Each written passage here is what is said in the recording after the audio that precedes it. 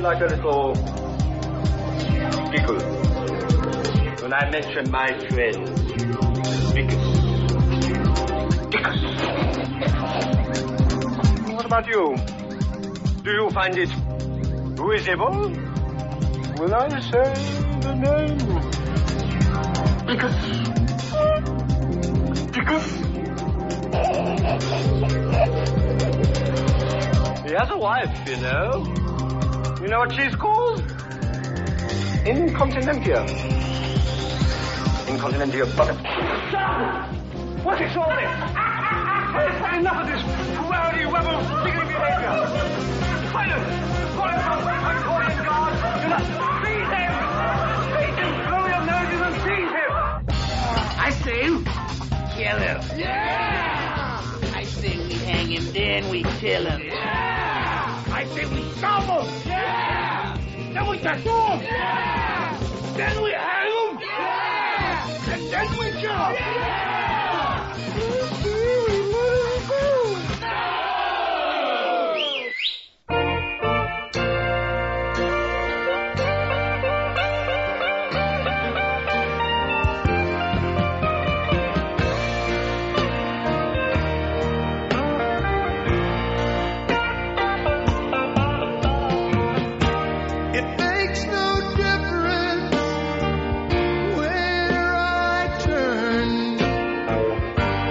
Can't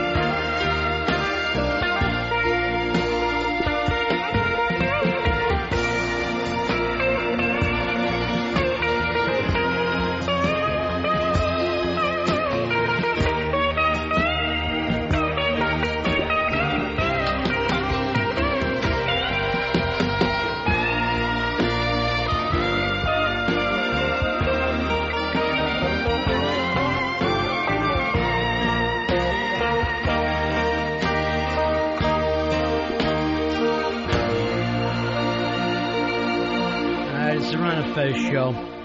You know, you hear that song, you just want to give her a call and say, you satisfied? Are you satisfied? She'll only do it again to you, Ronnie. 866-RON-0-FEZ, 866-RON-0-FEZ. I'm Ron, there's Fezzy. Hiya, buddies. Earl on music. Nice choice today, Earl. Hello, everybody. Is that the closest we have to the American Beatles? Well, it would be if they were American, but unfortunately for you, Earl, they're Canadian. So just like hockey, enjoy it, but don't act like you invented it. It's American music, though. They really interpret American music very, very well, better than probably the Americans. If you mean North American music, yes, it is. It is North American music. Yes, because they're all Canadians except for Levon. Little Levon and the Hawks. Maybe I should call her. I don't know. I hear that. Maybe, you know what? I don't want to get back. Right. But I just want to say, look, I'm in pain. You broke my heart. I hope you're satisfied. Don't call, Ronnie. Don't call. Sean, you're on Ron and Fez. Hey, buddies. Happy Thursday to you. Hey, I want to give props once again to Earl. You know, he takes a lot of flack from you guys, but he starts the show out every time wonderfully. Yeah. And we can all admit that the Black Rock Coalition was a miserable failure. It might happen again, but I'm not going to hold my breath. But we just need to have an Earl music show. Yeah. I'm ready. No labels on it. You know what? That's true. I'm ready to just play the last waltz all the way through today, Earl. We just do it piece by piece. And just realize that was the high watermark. I mean, if you listen to the band, you think, oh, wait, at one time smart people made rock. At one time, you didn't have to feel like an idiot listening to music. Hey, David, you're on Ron and Fez. I, too, just wanted to applaud Earl on his song selection. He's something, isn't he? One thing that does make a difference is when Dave sits in the producer's seat. That was just a fiasco yesterday. Yeah, he's back co-pilot where he belongs. He's back sitting at the left hand of the father. I've noticed that Earl is getting all the backhanded compliments today. Yeah, the Black Rock Coalition, that was a disaster, but congrats on today. You know, I got an email today, Fez, I should read you, which is basically an anti-Fez thing that says, I don't know what's going on with you, but you jumped down Earl's throat. Let me try to find this. He goes, I love the show, blah, blah, blah, all that stupid stuff. You jumped down Earl's throat. You've got to admit that he's better than Giant Brian, Rory, Wonder Boy, and he just goes on to list every hack we've ever had. So, you do have to admit that. Do you feel like you jumped down his throat, Fez? I don't feel I jumped down his throat at all. I mean, there are times when, yes, I get really pissed at Earl, like if a plug isn't right, if we have a guest on. But I think that's the only time that I ever jumped down Earl's throat. He says you do it all the time with little or no provocation. So, Fez, you want to keep an eye on that. I just feel like it's an attack on Team Bennington. I took Earl under my wing. You took that disaster under your wing. Fezzy, Earl, I feel like John Wooden right now. I got the old UCLA team. We just keep winning match after match, and you find yourself stuck with Slippery Rock. I feel like I got a broken wing that I've taken him under. And I'd love to see some evidence of, other than when Earl screws up a plug, of when I've jumped down his throat. Earl, do you feel like he jumps down your throat a little bit? When he does, it's hell and high water. Oh, fuck you, Earl. Isn't it? Isn't it really? Yeah, it is abuse. Basically, if you were to look at it, abuse. Speaking of abuse, Earl, did you bring that DVD back today, Fez? Yes, I did. Jesus Camp. I want the next person to watch it, I want it to be Eastside David, and he can bring it back to Earl, and then Earl will be responsible for it as we take off for a little bit. But I can't wait to have those directors coming in real soon. Hey, Keith, you're on Ron and Fez. Hey, how you guys doing? Yeah. I'm a Soundboard Fez. I'm a Soundboard Fez, too, because he did not attack with little or no provocation. I have to have provocation. Hey, I got plenty of. I'm sorry. I don't mean to cut you off. I got a quick question for Earl. Yeah. Regarding the band. Now, wasn't it that the lead singer, didn't he, kill himself because he thought they were getting too popular? Yeah, that's drunk talk. There was 3 lead singers in the band, and one of them did commit suicide. Okay. And then we lost Rick Danko. And everybody else still alive, Earl? Yeah. Yeah, everyone else is still alive. Garth Hudson, Robbie, Levon, everyone, Rick and Rich Emanuel, they're gone. Yeah, Rich So are Emanuel. they going to do a farewell tour? Bro, just go out and rent The Last Waltz, okay? That's when they did it. God, you're supposed to live in this country. All of a sudden, you find yourself in a press conference. Will there be another tour? Yeah, the last fucking time the whole band was together was in, like, what, 76, 75? Thanksgiving of 1976. Thank you, Earl. Why can't... Let's see how he's always ready for something. Yes. Like I said, I need plenty of provocation before I'll jump down his throat. Here's Mike. Mike, you're on Ron and Fez. I'm the 8-ball Ronnie. Yeah, okay, funny one. Props to Earl today for the song, but hey, Ronnie, the best is when you guys open up with a Pulp Fiction monologue and then go into a funk. It's kind of like with the Ice Cream Man when you were little. You knew you were going to get some goodness. Hey, you know what you need to do? You know where you can listen to it? Hop into a time machine. Hop into a time machine, head to the end of the past. And you'll love it. Fred, you're on Ron and Fez. Yeah, hey, I love the show, but I got a question. Does Fezzy have to work blue telling fuck you? You know what? I don't like. You know what? I don't like that either. The fact that we're on satellite and we can get away with it, Fez, it still cheapens me when you start to work that way. Much like jumping down Earl's throat, only when pushed. No, that's not true. It's every other word. I don't know who's worse, you or Crazy Jen, with the language on this show. Crazy Jen called in yesterday and was like having a sailor on leave on the phone. Just dropping every F-bomb.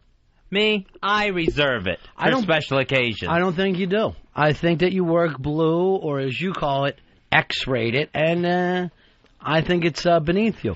All right, Earl, going back to your original statement, the American Beatles, and you can't give it to the band because... 90% of them are from Canada. I don't know if we've ever had an American Beatles unless you want to count the Monkees, the Prefab Four. I wouldn't mind counting them. I think two bands come to my head where you can possibly challenge for that title. Yeah. One is Sly and the Family Stone. That's the Black Beatles. We're talking about the American Beatles. And really, Sly is closer to, Bruce Springsteen, where you've got the band behind him, but it wasn't a band like the Beatles, where you had, some at least two equal members. Yeah, and the other band that immediately comes to my head is Creedence, Clearwater Revival, where they had a very good run, a really strong run, almost as long as the Beatles. And again, it's more like Springsteen and the E Street Band, where the Beatles, you had two guys who shared songwriting responsibilities, two lead singers. And George was a very good songwriter, too. He wrote very good songs. Okay, here and there.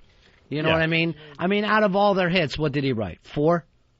Yeah, only a handful. Yeah, like Taxman and While My Guitar. And exactly. most of the time he would be fronting a band, George Harrison. And then, Ringo was very, very lucky to be part of that. He was right place, right time. And Fezzy, I'd rather be lucky than good. It's my old saying.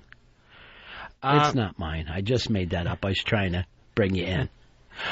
866-RON-0-FEZ. 866-RON-0-FEZ. Hey, Pete, you're on Ron and Fez.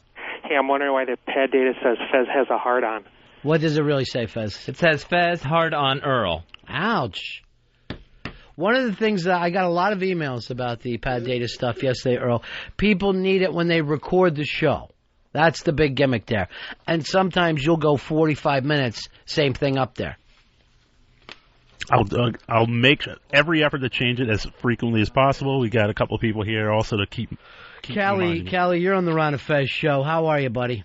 Good. Ron and Fez, love you guys. Thanks, How about the Grand Funk Railroad being the American Beatles? Maybe the American Cream, which I think they were trying to be. They were trying to be the top 40 cream. Rich, you're on Ron and Fez. How about the Eagles? They had 3 or 4 really good songwriters, good musicians on their own.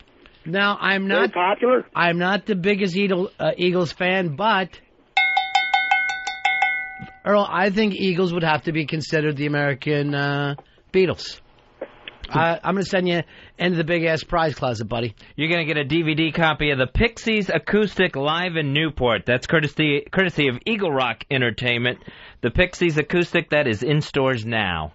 Earl, what the fuck is this? How come I'm not leaving with the Pixies? Who says you weren't? I'd like to leave here a lucky 9th caller.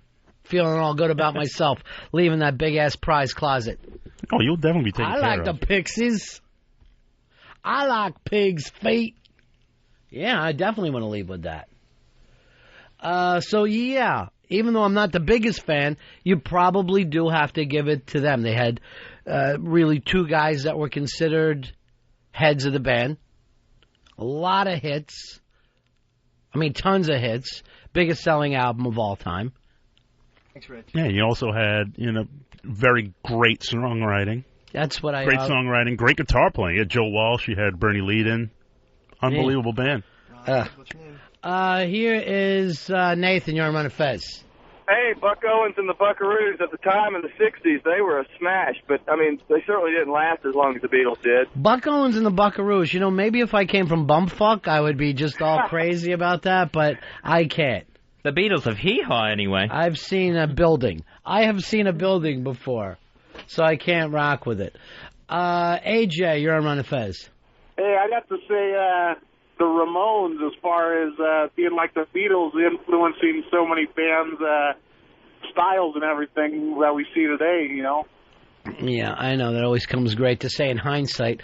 But in the meantime, as late as like 1989, those guys didn't have any money.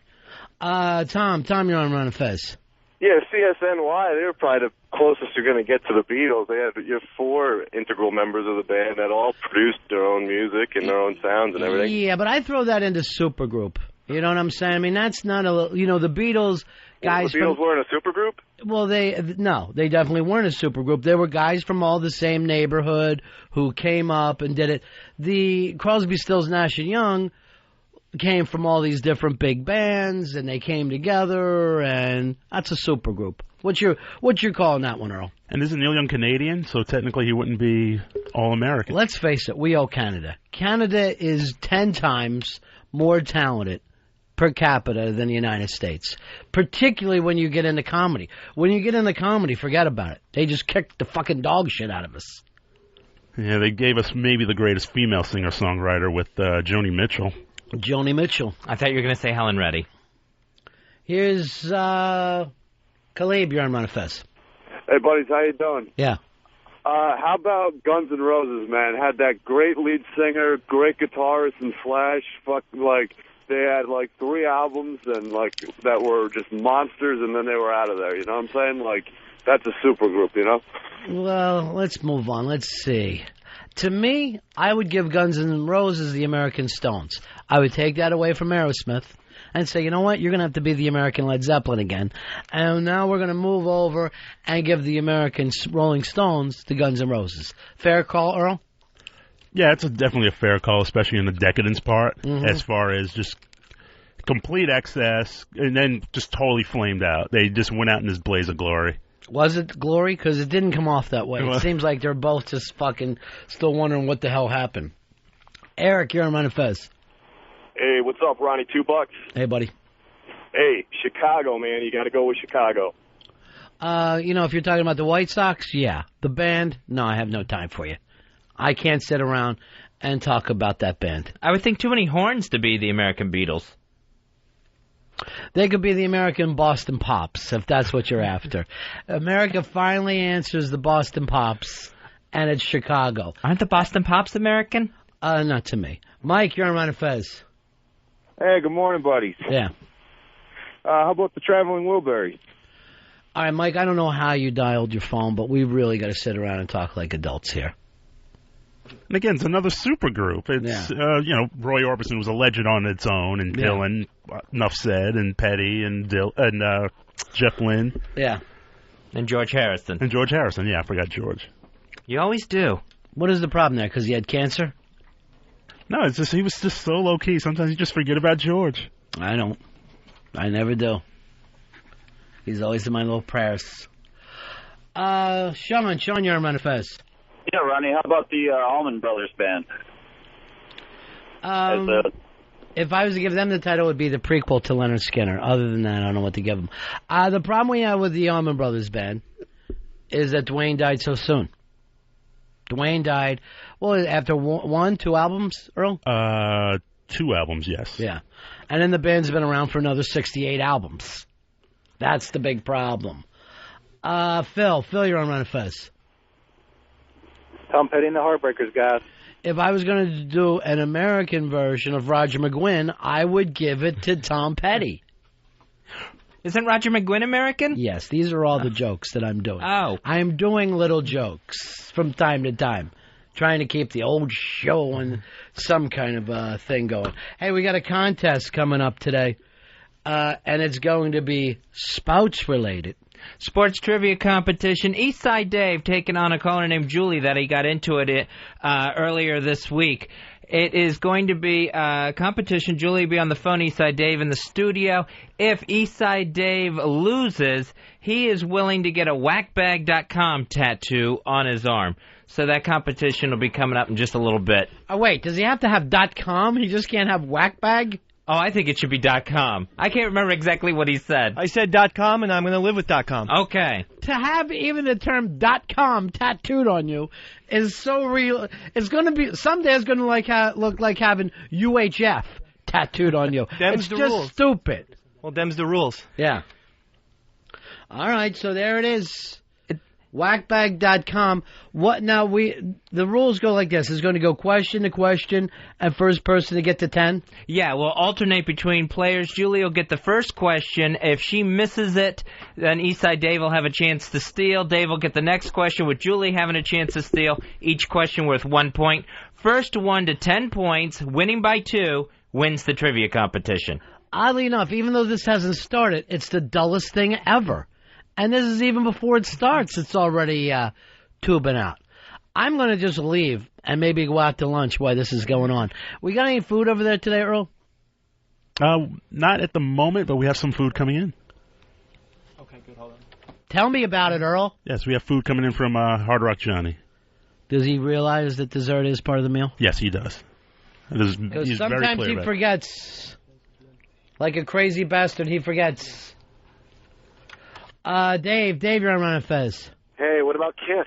You got the makeup, you got everything. Yeah, they are an American version of Josie and the Pussycats, and I think did a fantastic job. You should probably be able to get at least into the Rock and Roll Hall of Fame to be considered the American Beatles. Matty, you're on Ron and Fez. What's up, boys? Good morning. Yeah. Hey, Earl, I just want to start off that you rock. Fezzy, I can't wait till you start making your picks in football so I can go opposite and make money. And I'm going with the no-brainer, Ronnie. It's Bon Jovi, buddy. Oh, calling from Jersey? Thank you very much. 866-RON-0-FEZ. 866-RON-0-FEZ. Latest I've seen of Bon Jovi, he's just working the Nashville scene now. They've decided after all these years, they're really a country act. I wonder where they came up with that. Aren't they part of Farm Aid? I think they're going to be part of that with Willie Nelson. So it's like all of a sudden he's country Bon Jovi. Well, no, a lot of rock stars have done Farm Aid. I don't think that's the thing. I think they appeal to the same audience that goes out and buys the new country. Yeah, the New York Times did a big article on how a lot of rock artists are making that kind of foray into country a little bit more because that's where adults are. Well, that's where white people are. Yeah, that's where. Why don't you just say the truth? That's where white people go. No, because they're finding more and more that fans who are big rock fans now, they're kind of gravitating towards country. Yeah, basically everybody that you used to see at an REO Speedwagon concert is now at an Alan Jackson concert. This is the oddness of this country. Yeah, like Bob Seger's doing it, and a lot of artists are leaning more towards that country market. It's the last gasp of a civilization. This is the fucking death rattle that you hear right now going on. Yeah, because if the Eagles had come out today, they would be classified as country, particularly the early stuff. If you are going to fucking yell out the same cliche as every record guy, then you should have to go fucking radio station to radio station with a bag of bad fucking CDs. Don't repeat that dog shit. Don't get caught up in that world. That's the hype. No, I'm not saying that it's right. I'm just saying that's the perception, good or bad. That's the marketing perception. The marketing perception. Chris, you're on Ron and Fez. Yeah, how about the Birds? The Birds is the American Beatles. Actually, they were right there at the same time. I may have to take that other prize back from the Eagles, because really the Eagles are the American Birds. Yeah, because a lot of what's that song, Turn, Turn, Turn, and a lot of the 12-string stuff. Roger McGuinn said, I picked up a 12-string after hearing Ticket to Ride by the Beatles. Keith, you're on Ron and Fez.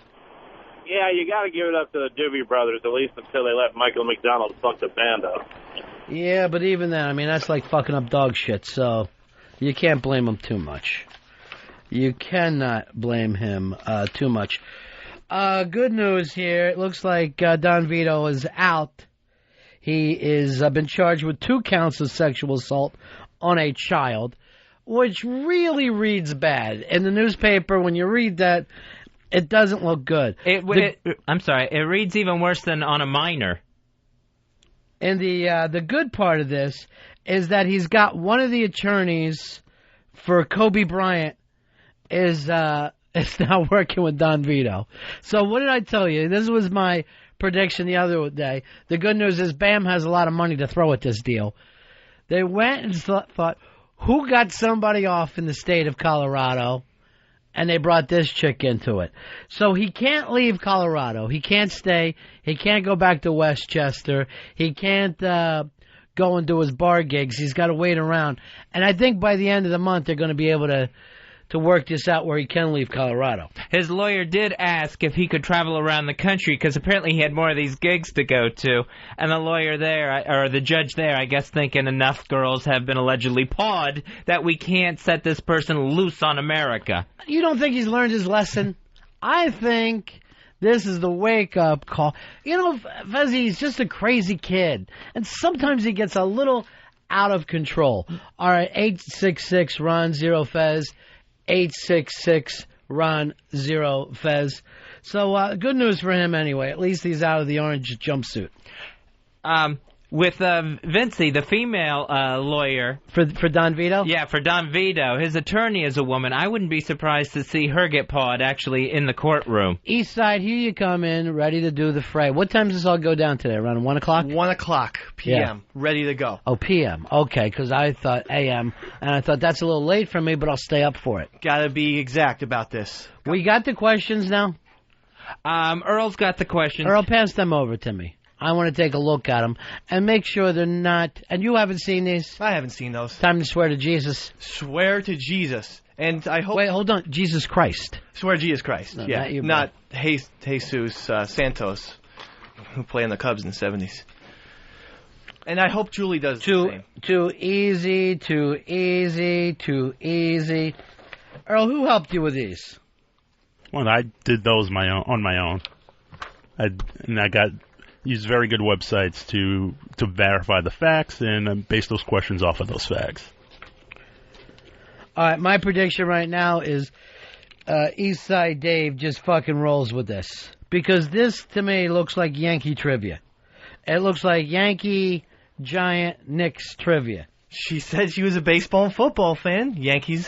But there, I just want to point something out to you two guys. There is life outside the 5 boroughs. There's other teams.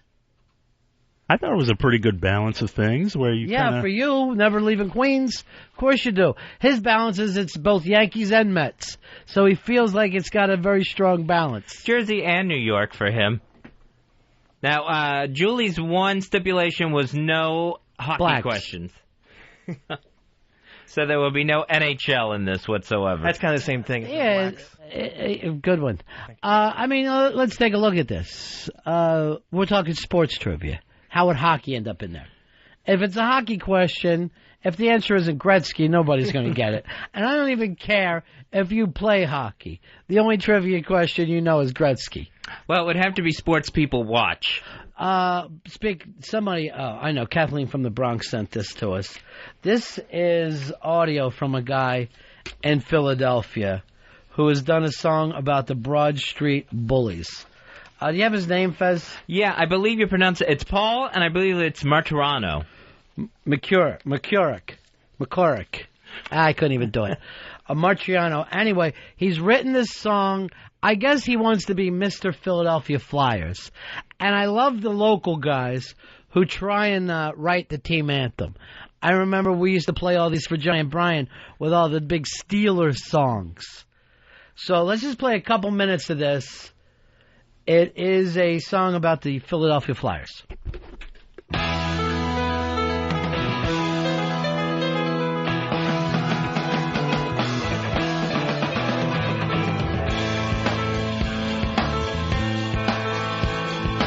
Back in the 1970s when I was just a little boy, I became a loyal fan. In the heart of Philadelphia where Patterson meets Broad, a legacy began. Welcome to Broad Street, where the punches fly as often as the puck. Welcome to Broad Street, there's no way out, I'm afraid you boys are stuck. Welcome to Broad Street, where they shut you down and hang you out to dry. You're going to Broad Street, kiss your family goodbye. I could picture guys falling off their skates listening to that. It's just so painful. Welcome to Broad Street, where the fists fly as fast as pucks. It sounds like an 80s sports montage song from an 80s movie. And no matter how big of a Flyers fan you were, you gotta admit, that sucks.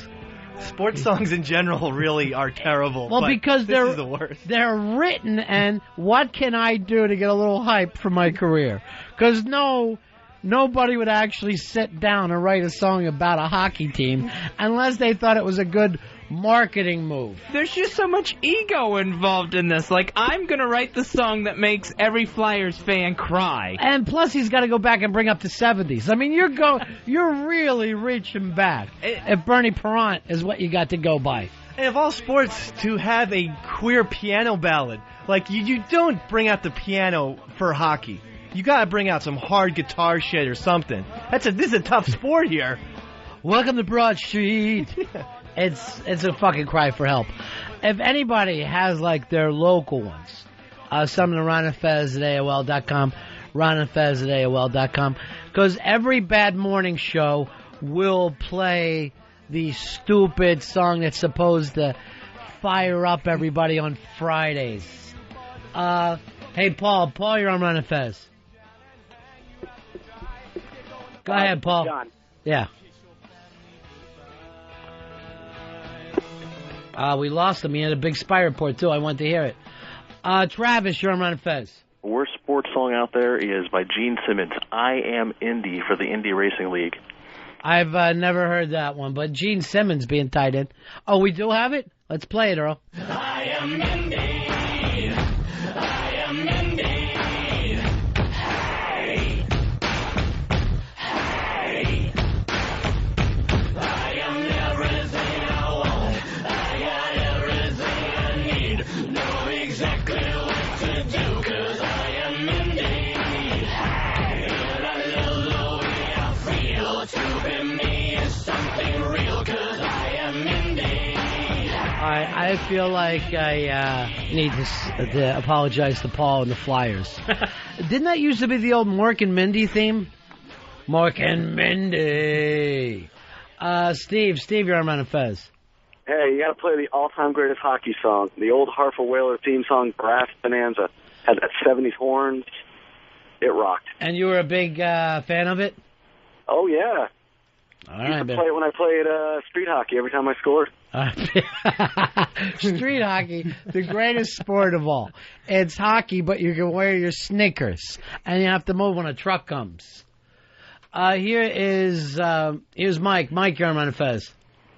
Yeah, there's another great hockey song out there about an individual player called the Todd Bertuzzi.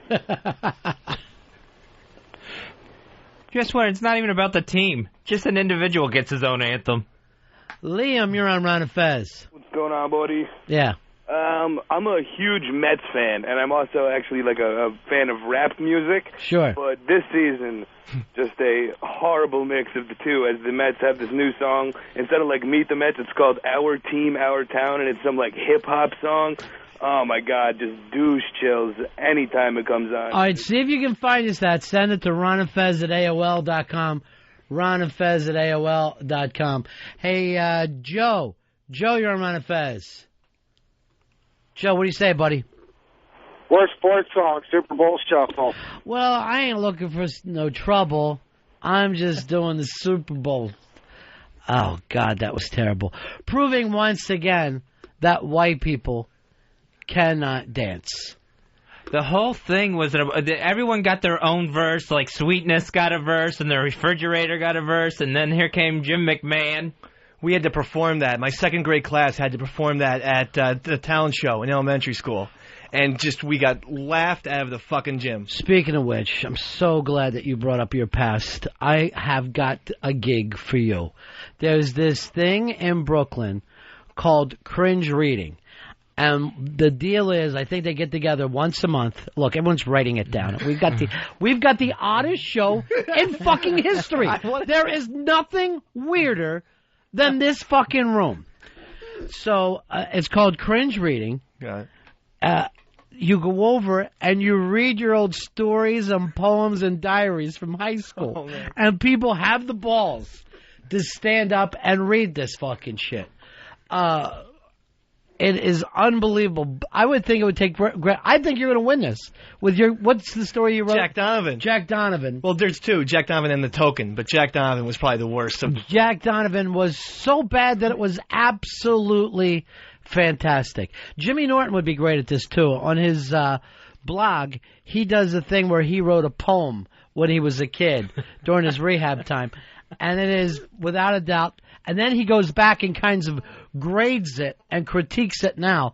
And it's the fucking funniest shit I've ever read in my life. I actually found a couple poems that I have with me that I wrote when I was 14. I bring one in. Okay. I'll take... He fancied himself as a writer, as a young lad. He was the editor of the poetry magazine at his high school. We were able to find that Mets song for the theme for 2006. All right, let's take a listen. New York Mets, our team, our time.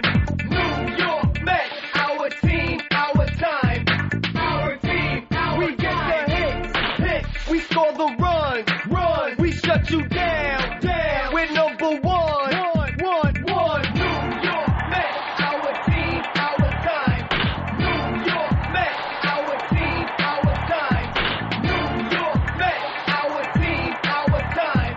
New York Mets, our team, our time. Our team, our time. Pedro Martinez will strike you out. Billy Wagner. Oh, God. It always comes to this, where they start to mention the individuals. Then you know you've got a piece of shit on your hands. Here's the problem.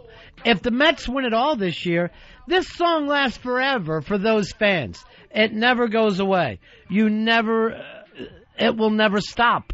I hate it when they just get into the nonstop repeating where they're hoping to make a bumper sticker into a song. At opening day when I went, that was the song that they ran out to. And the people were so disgusted, they stopped playing that like 3 weeks into the season. So it's already dead? They still play it like in between innings and stuff when But you're they at don't the run game. out to it anymore? No, I'm going tonight, so I'm going to see if they're going to play it and when they're going to play it. Go crazy for it and act like you love it just to keep the annoyance going. I like when a team will take a popular song of the day and ruin it for you. I still can't listen to We Are Family because of the fucking Pirates. I hate that song. Every time I think of Pop Stargell standing on top of the Phillies dugout fucking dancing. And not that I ever liked the YMCA by the Village People, but the Yankees grounds crew between the fifth inning come out and do a little dance every time. Yeah, guess what? Every fucking minor league park does the same thing. It's hack. It's fucking stock lines for groundskeepers. It's the worst. It really does suck. I thought the Yankees invented it. Do you remember in '94 when the Knicks were in the finals, they had to Go New York, Go New York, Go? Do you remember that song? I remember that song, no. It was awful, too. They're all terrible. I think every single one of them is terrible. You got a line from me, Earl? 8? Hi, you're on the Ron and Fez show. What do you say there, CJ? Yeah, I was going to say the best sports song would be Fuel by Metallica for NASCAR. Even though I'm not a NASCAR fan, that fits it perfect. Yeah, but they did not do it for NASCAR, so that's stupid. And Earl was dumb to have me go to that. Lyle, you're on Ron and Fez. Hey, guys, how you doing? Yeah. I called with a song that's the good old hockey game, Stompin' Tom Connors. Anybody know the ditty Stompin' Tom Connors? Never heard it. It's a Canadian guy. Now, we'll have to look for that one. By the way, if you have any of these songs, send them to ronandfez@AOL.com. By the time we get into football season, I would like that when we pick the game of the week, Fez, that we have each hack song to go with each other. Now, didn't Miami Dolphins and Houston Oilers used to have the same song, and they would just change the name? Yeah, it's Miami Dolphins, Houston Oilers, or, the same song, just change that lyric. Whatever team is number one. Rudy, you're on Ron and Fez. Hey, Ronnie, how are you? I'm great, buddy. How are you today? I'm all right. Hey, Ronnie, 86, Florida State did the Seminole Shuffle. And then they did it before the season. And they went down to Miami and got beat 31-0. They just ripped off the Super Bowl Shuffle? Yeah, pretty much. And just started calling it the Seminole Shuffle? The Seminole Shuffle. They did it before the season. And then I got to break in here with some bad news. We lost somebody today, and this is horrible, horrible news. We lost the planet of Pluto. It is gone. It's no longer a planet. It's been a planet your entire lifetime and destroyed apparently by some kind of black star. Some kind of Death Star came out and destroyed the planet of Pluto. Gone. I thought that was just a small moon. No. That kills the whole sentence. That is no now. moon. My very educated mother just served us 9. What the hell is that? No more pizzas. What about instead of 9, it's Negroes? Just served us Negroes. So we've always remembered Neptune. Right. I'll go with that. So we did lose the planet Pluto. You know, you get used to a planet that's been around your whole entire life. Your whole life, it's been a planet apparently destroyed by the fucking Empire. And why are we going to just sit back and watch this happen? Why haven't we joined the rebellion? We need some sort of rebel alliance. Yeah. Jerry, you're on Ron and Fez. Hey, what's up? Yeah. Dallas Star's fight song is by Pantera. Dimebag Darrell just goes off on it. Thank you very much. All right. Bill, you're on Ron and Fez. 29875. Hey, my brother. Do you remember, Ronnie, back in 1975, the Phillies actually put a record out called Phillies Fever, where Boa, Dave Cash, Luzinski, and Schmidt sang on it? The thing is, Boa was just singing this the other night in the dugout after the sweep of the Red Sox. They came in to see how everybody's doing. He grabs the microphone and starts singing the old Phillies fight song. He was warped out of his mind. He was just crazy. So happy. By the way, I heard that your team that you picked to go all the way lost the night that you picked them. Yeah. I remember how much I was bragging about Kyle Carter. I'm like, this kid's a fucking stud. He struck out twice, made the game-losing error, and that was Georgia. But they do play tonight. The kid is 12, though. Why we're acting like he's a big letdown. He's awesome, but he still doesn't have a pube yet. So let's cut him some amount of slack. All right. Jeff, you're on Ron and Fez.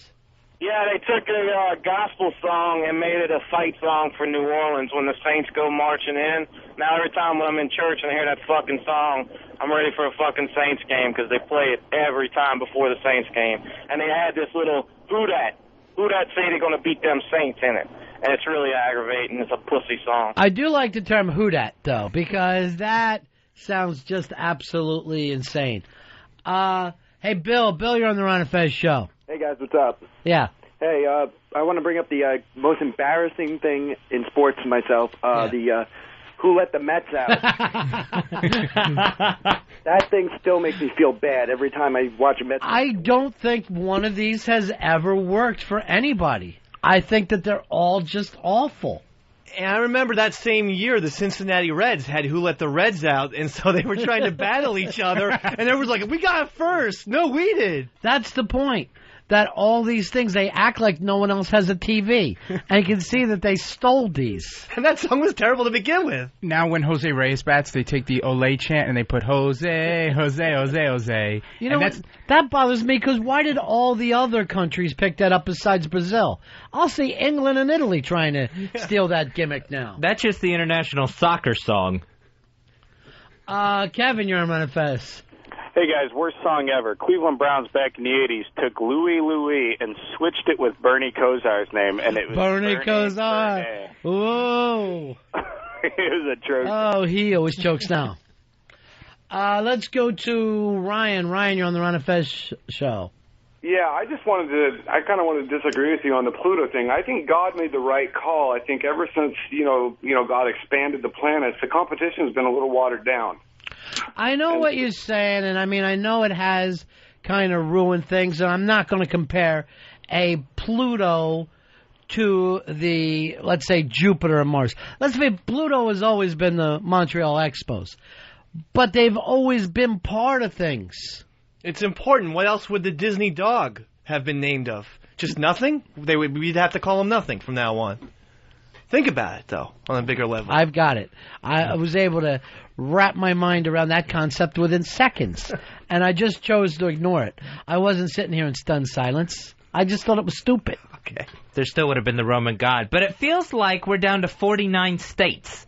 It feels like someone just came along and took Hawaii away. And now there's one less star on the flag. Thought we were down to 49. I didn't know Louisiana was still part of it. Oh, yeah, they're still hanging on. A year later. Ryan, you're on Ron and Fez. Hey, what's up, buddy? I don't know if Earl can get this or not, but the Steelers had a song last year.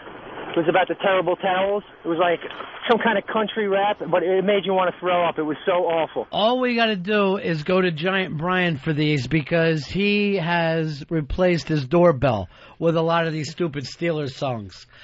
Steve, you're on Ron and Fez.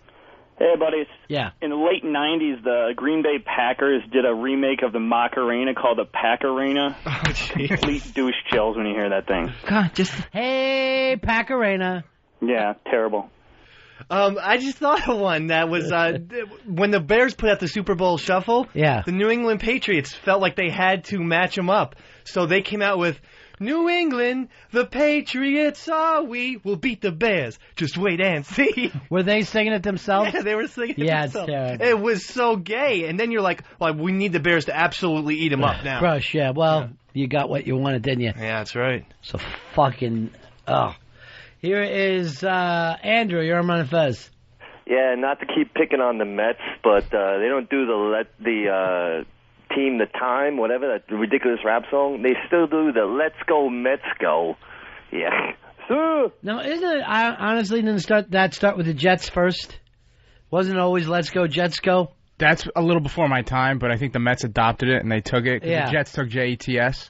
But being a Met fan, I really feel shit on right now with all these stupid fucking songs that we have. It's just bad marketing because it's not like the players have written these. It's somebody and a shit job in the front office poisons people. Matt, you're on Ron and Fez. Hey, boys. Yeah. Yeah, I miss Pluto already. Yeah, me too. Pluto was great. My favorite song that they play at hockey games, and I actually kind of like it. I don't know if it's because I'm a Minnesota boy or not, but the Gear Daddies have a song called I Want to Ride the Zamboni. It's actually pretty good. All right, do you know this one, Earl? Are you staying on top of your phones? I'm not familiar with the song, and it's Gear not Daddies. Cue it up, Earl. Come on. Come on, Earl. Boy, no wonder Fez goes off on you. You just are not good for the show anymore. Matt, you're on Ron and Fez. Go ahead, Matt. Hey, I want to suggest the greatest basketball song, Spearhead's Dream Team. I hope Earl's got it. Do you have the Dream Team song by Spearhead, Earl? No, we do not. What's going on over there? What's with the Dillette? Maybe. What's happened? It's a little crabby today. Maybe time to go down someone's throat. Ew. Sexually? No. Honestly, angrily. I thought you meant cock and balls. My hand to God, I thought you meant cock and balls. John, you're on Ron and Fez. Hey, buddy. Yeah. Hey, I got a real shit storm of a song for you guys. I don't know if you remember it or if Earl can get it, but the 2004 rendition of We Believe that the Red Sox put out during their playoff run. Yeah. Boy, they'll never... Well, Dirty Water, to me, is the one that they adopted that really fucking works in a big, big way. Charlie, you're on Ron and Fez. Hey, fellas, what's up? Yeah. Back in the early mid-'80s, I was a ball boy, or as we like to call ourselves, team attendant for the Lakers. And even though it was a shitty song, every time they played "I Love L.A.," that forum would go wild, and you could not even literally talk to anyone standing next to you. It still happens to this day, and it's a really great song for them. Now, the funny thing is, Randy Newman is such a prick. He wrote this song about Los Angeles using, like, the worst parts of town. So when he's mentioning these fucking places, it's like saying the Bowery. You know what I mean? He's ball busting. But the song always kills when the Lakers would be up huge. Rolling down Imperial Highway, the big nasty sitting at my side, Santa Ana winds blowing hot from the north, and we were born to ride. Roll down the window, put down the top, crank up the Beach Boys, baby, don't let the music stop. We go ride it till we just can't ride it no more. From the side bay to the valley, from the west side to the east side, everybody very happy, 'cause the sun is shining all the time. It's like another perfect day. I love L.A. We love it. I love L.A. We love it. We love it.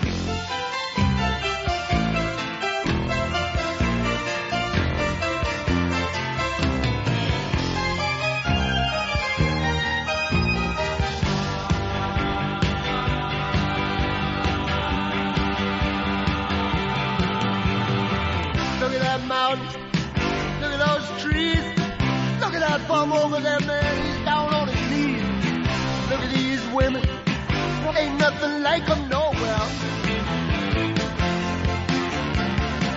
Century Boulevard. We love it. Century Boulevard. We love it. Santa Monica Boulevard. We love it. Sixth Street. This is always the big part.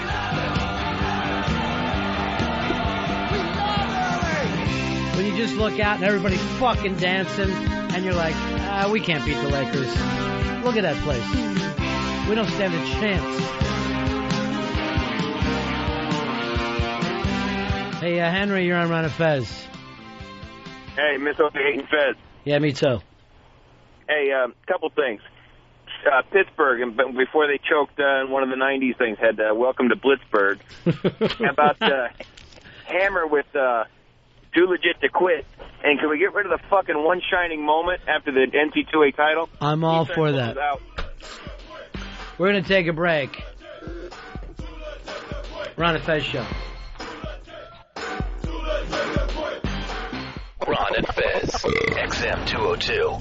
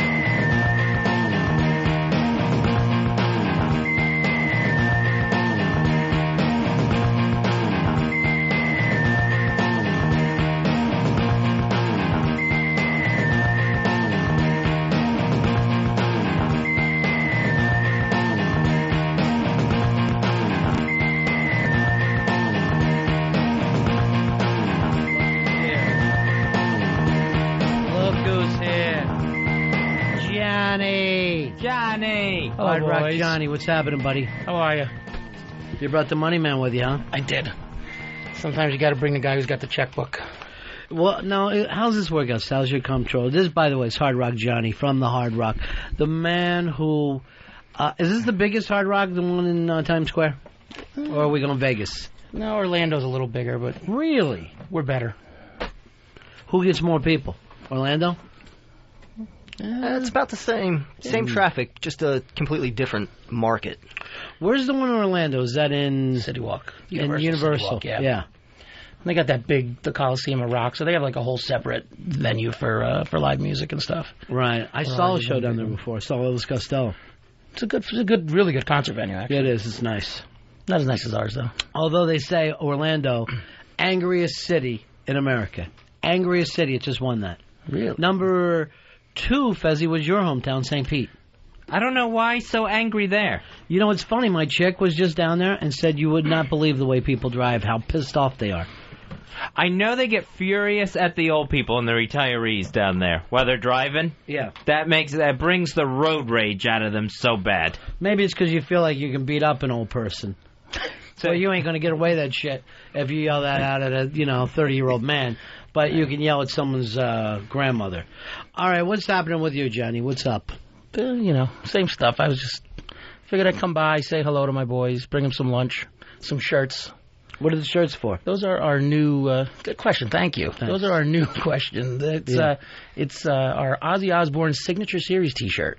So we just did this deal with Ozzy. It's pretty cool. He was at the Hard Rock in New York for a press conference about 3 weeks ago. Mm-hmm. Interesting fella. Sure. Likes to say fuck a lot. Never do they seem like they give that man a rest, though. He is just going from one gig to the next. He was amazing. And both of them were there. Sharon was with him, and she was unbelievably nice. And Ozzy was quite witty, and he at one point held up one of the baby doll shirts, and I was standing there, and he's, I don't think it's going to fucking fit you. I said, thanks. It's like, does even Ozzy's got to make fun of me because I'm fat? Jesus. I think you're just large. Thank you. I think you're just a big guy with his own set of problems. For some reason, the F-bomb is the only word people can understand out of Ozzy. Yeah, he said, he looked at my shoes. I had my flame shoes, and he goes, nice fucking shoes you got. He's just every other word. Why don't you drop him? Just drop his ass right there. Then you're known as the man who hit Ozzy. I don't know if that would have been good for the career path. All right, what's going on with John Mark Carr? Nothing? I see him on TV right now. I think that's from yesterday, and that's that weird... It looks like they had him in some kind of cage. Yeah. Suddenly like we're in the Middle East. Yeah. Yeah, he's supposed to be sent to Colorado. I don't know when that's actually going to happen. Did you just say posed to be? Yeah, he's supposed to be. He's posed to be, because we're all three here. But I guess there's more people coming out talking about him talking about confessing to the crime 5 years ago. So he's been going around telling people for years, but the DNA doesn't match up? The DNA they don't think is going to match up. Now they're saying that some of this DNA taken from Jean Bonnet may have been contaminated over the past 5 years since the murder. So that may get thrown out anyway. But one thing they noticed is that he signed his yearbook in high school with certain initials that were found in the ransom letter found in Jean Bonnet's. Well, no, he had some saying that they went back and brought it out, and those were put as initials. So they were going, could this be it? But, I mean, I guess if you look over the course of a guy's life, sooner or later you could find those initials out of some statement that he made, but I ain't buying the gimmick. I think he's way too stupid. All right, here comes, we're talking about this cringe. Is it cringe reading, I guess it's called, where, I don't know if you've heard of this. Maybe you guys could do this at the Hard Rock. You go back and you read like either your journals or the poetry that you wrote in high school, and you read it out for everybody. And our own East Side Dave was a writer. You were the editor, Dave, of was it a newspaper, a yearbook, what? I was the editor of the Arista magazine, a very esteemed poetry magazine put out once a year. By your high school? All-male high school. Yeah, all-male high school. Yeah, so that's... Was your poem, Guys I'd Like to Blow? Is that what the big thing you went for? I'm straight. I'm straight, John. But were you in high school? I was in high school, yeah. But if you had to be with a kid in high school, does a name pop right up for you without saying it? I mean, I don't want to, maybe the pitcher, sure. The starting southpaw. Right. It was a southpaw. Alpha male. Who's not going to go after the alpha male? But, I mean, that was it, Also as a power forward for the basketball team. But besides that, no one else. Yeah. So you like sports stars. That's what you're attracted to. That's what I'm attracted to. Mine was heterosexual. Mine was a bobsledder. So, it wasn't that big of a school. All right. Let's take a listen to your poem. You wrote this at what age? 13, Mr. Yeah, B. okay. 13. Let's take a listen. He was white. He had a savage inner self, full of red hate. He was a jelly donut. That's it? That was the first one, yeah. That's starving. I call that donut. Yeah. I call it do not. If I were to build a building, I would make the Tower of Cheese so that people could go high on the building and eat a piece of cheese at the same time. Again, these were written when I was 13. It seemed like you would write them now. It's the same kind of shit you're writing. 13 is the key. Yeah. Here's another one that I personally like. Show me a wise old man, ancient but full of wisdom, knowing all, able to get around like a juvenile, giving us tips on how to spin the wheel of money, leading us on that path towards the final showdown. And I'll show you Bob Barker. I don't even get it. I don't even get it. That was an ode to Bob Barker? I like the fact that Bob Barker was even old then, though. 13. And this is the final one. I actually stand by this. I think this is really great. I have a feeling it might have been ripped off. I'm not exactly sure. This is called The Flea and the Fly. And it goes like this. The fly said to the flea, "What makes you so different than me?" The flea said in reply, "Because you certainly can fly."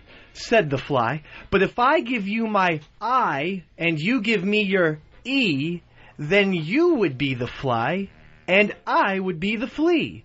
So the fly gave his I and the flea gave his E, and the two left happily, the new fly and the flea.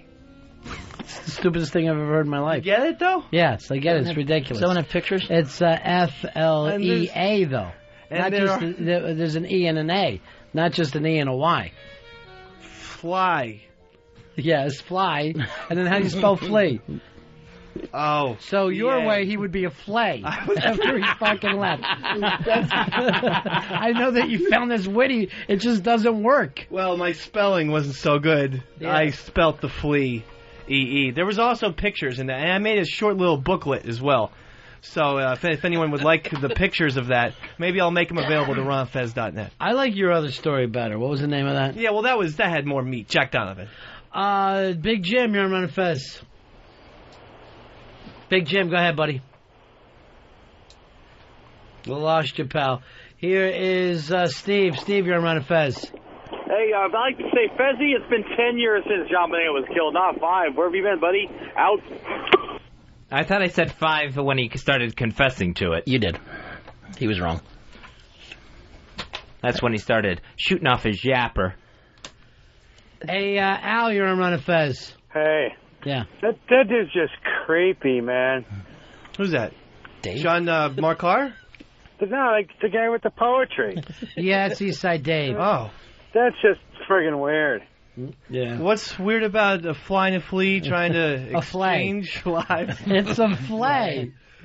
Well, my grammar skills weren't so bad. I didn't realize that flea was spelled F-L-E-A. That changes everything. It seems like even to this day. No, that's the point. You were all proud of how witty it was. It just doesn't make sense. I can't believe you've held on to them this long. That these things weren't burned or shredded at some point. Girls always do that. Girls will keep that in their hope chest.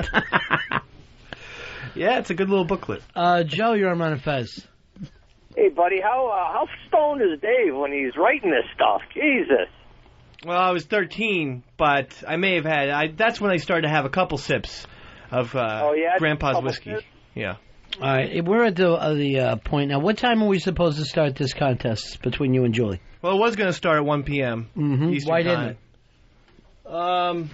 Not sure. Any reason why it didn't, Fez? I'm not sure. Not sure. Let me guess who else is not sure. Earl? No, I wanted to double check and verify with everyone, and I said, That what time 1 o'clock is? Yes. No, I just said, hey, was like, are we ready to go with this contest? Who did you say that to? I asked, who did I ask? Yeah, I don't know. You might ask me earlier when I walked in. You asking Hard Rock Johnny?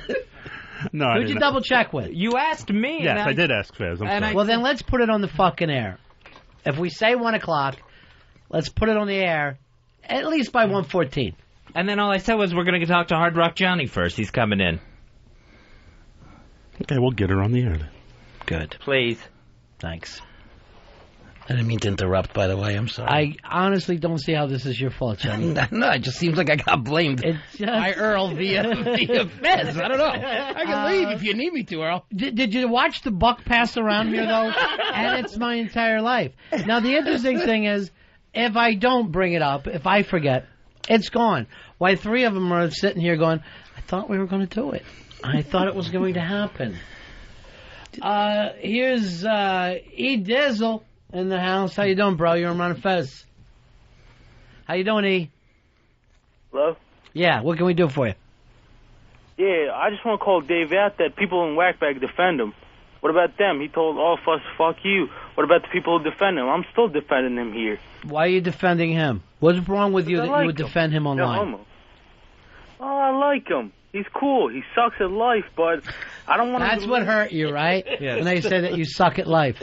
Julie told me everyone on Whackbag hates me, Dizzle, so I was just going by her. Now... not everyone. I'm right here now. I'm defending you. What do you want me to do? Well, you're excluded, E-Dizzle. I've got emails from people claiming that you've signed up for Whackbag under a different name, defending yourself. Like, I think Dave rocks. If anyone thinks not ESD is me, then they're really they're not right. I want you to apologize to all the Dave defenders. You told them fuck you too when you said fuck you to all Whackbag people.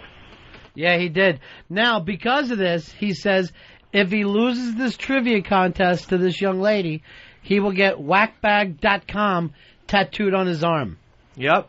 Now, you got to apologize first to all the Dave defenders you told fuck you to. I haven't seen these threads that you're talking about, E-Dizzle, and when I see go to Ron and Fez listening thread for today and see how much I'm defending you. You're excluded, E-Dizzle. Shit dick.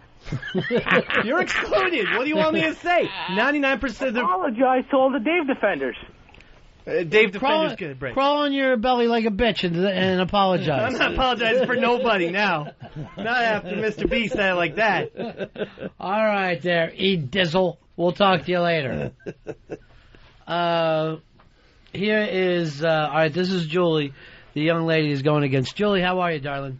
Hey, how are you, Ronnie? Well, we're all dependent on you because normally we would not think a woman could beat a man at sports trivia. But if you are able to do this, we will get a funny tattoo on Dave, and he'll be stuck with it the rest of his life.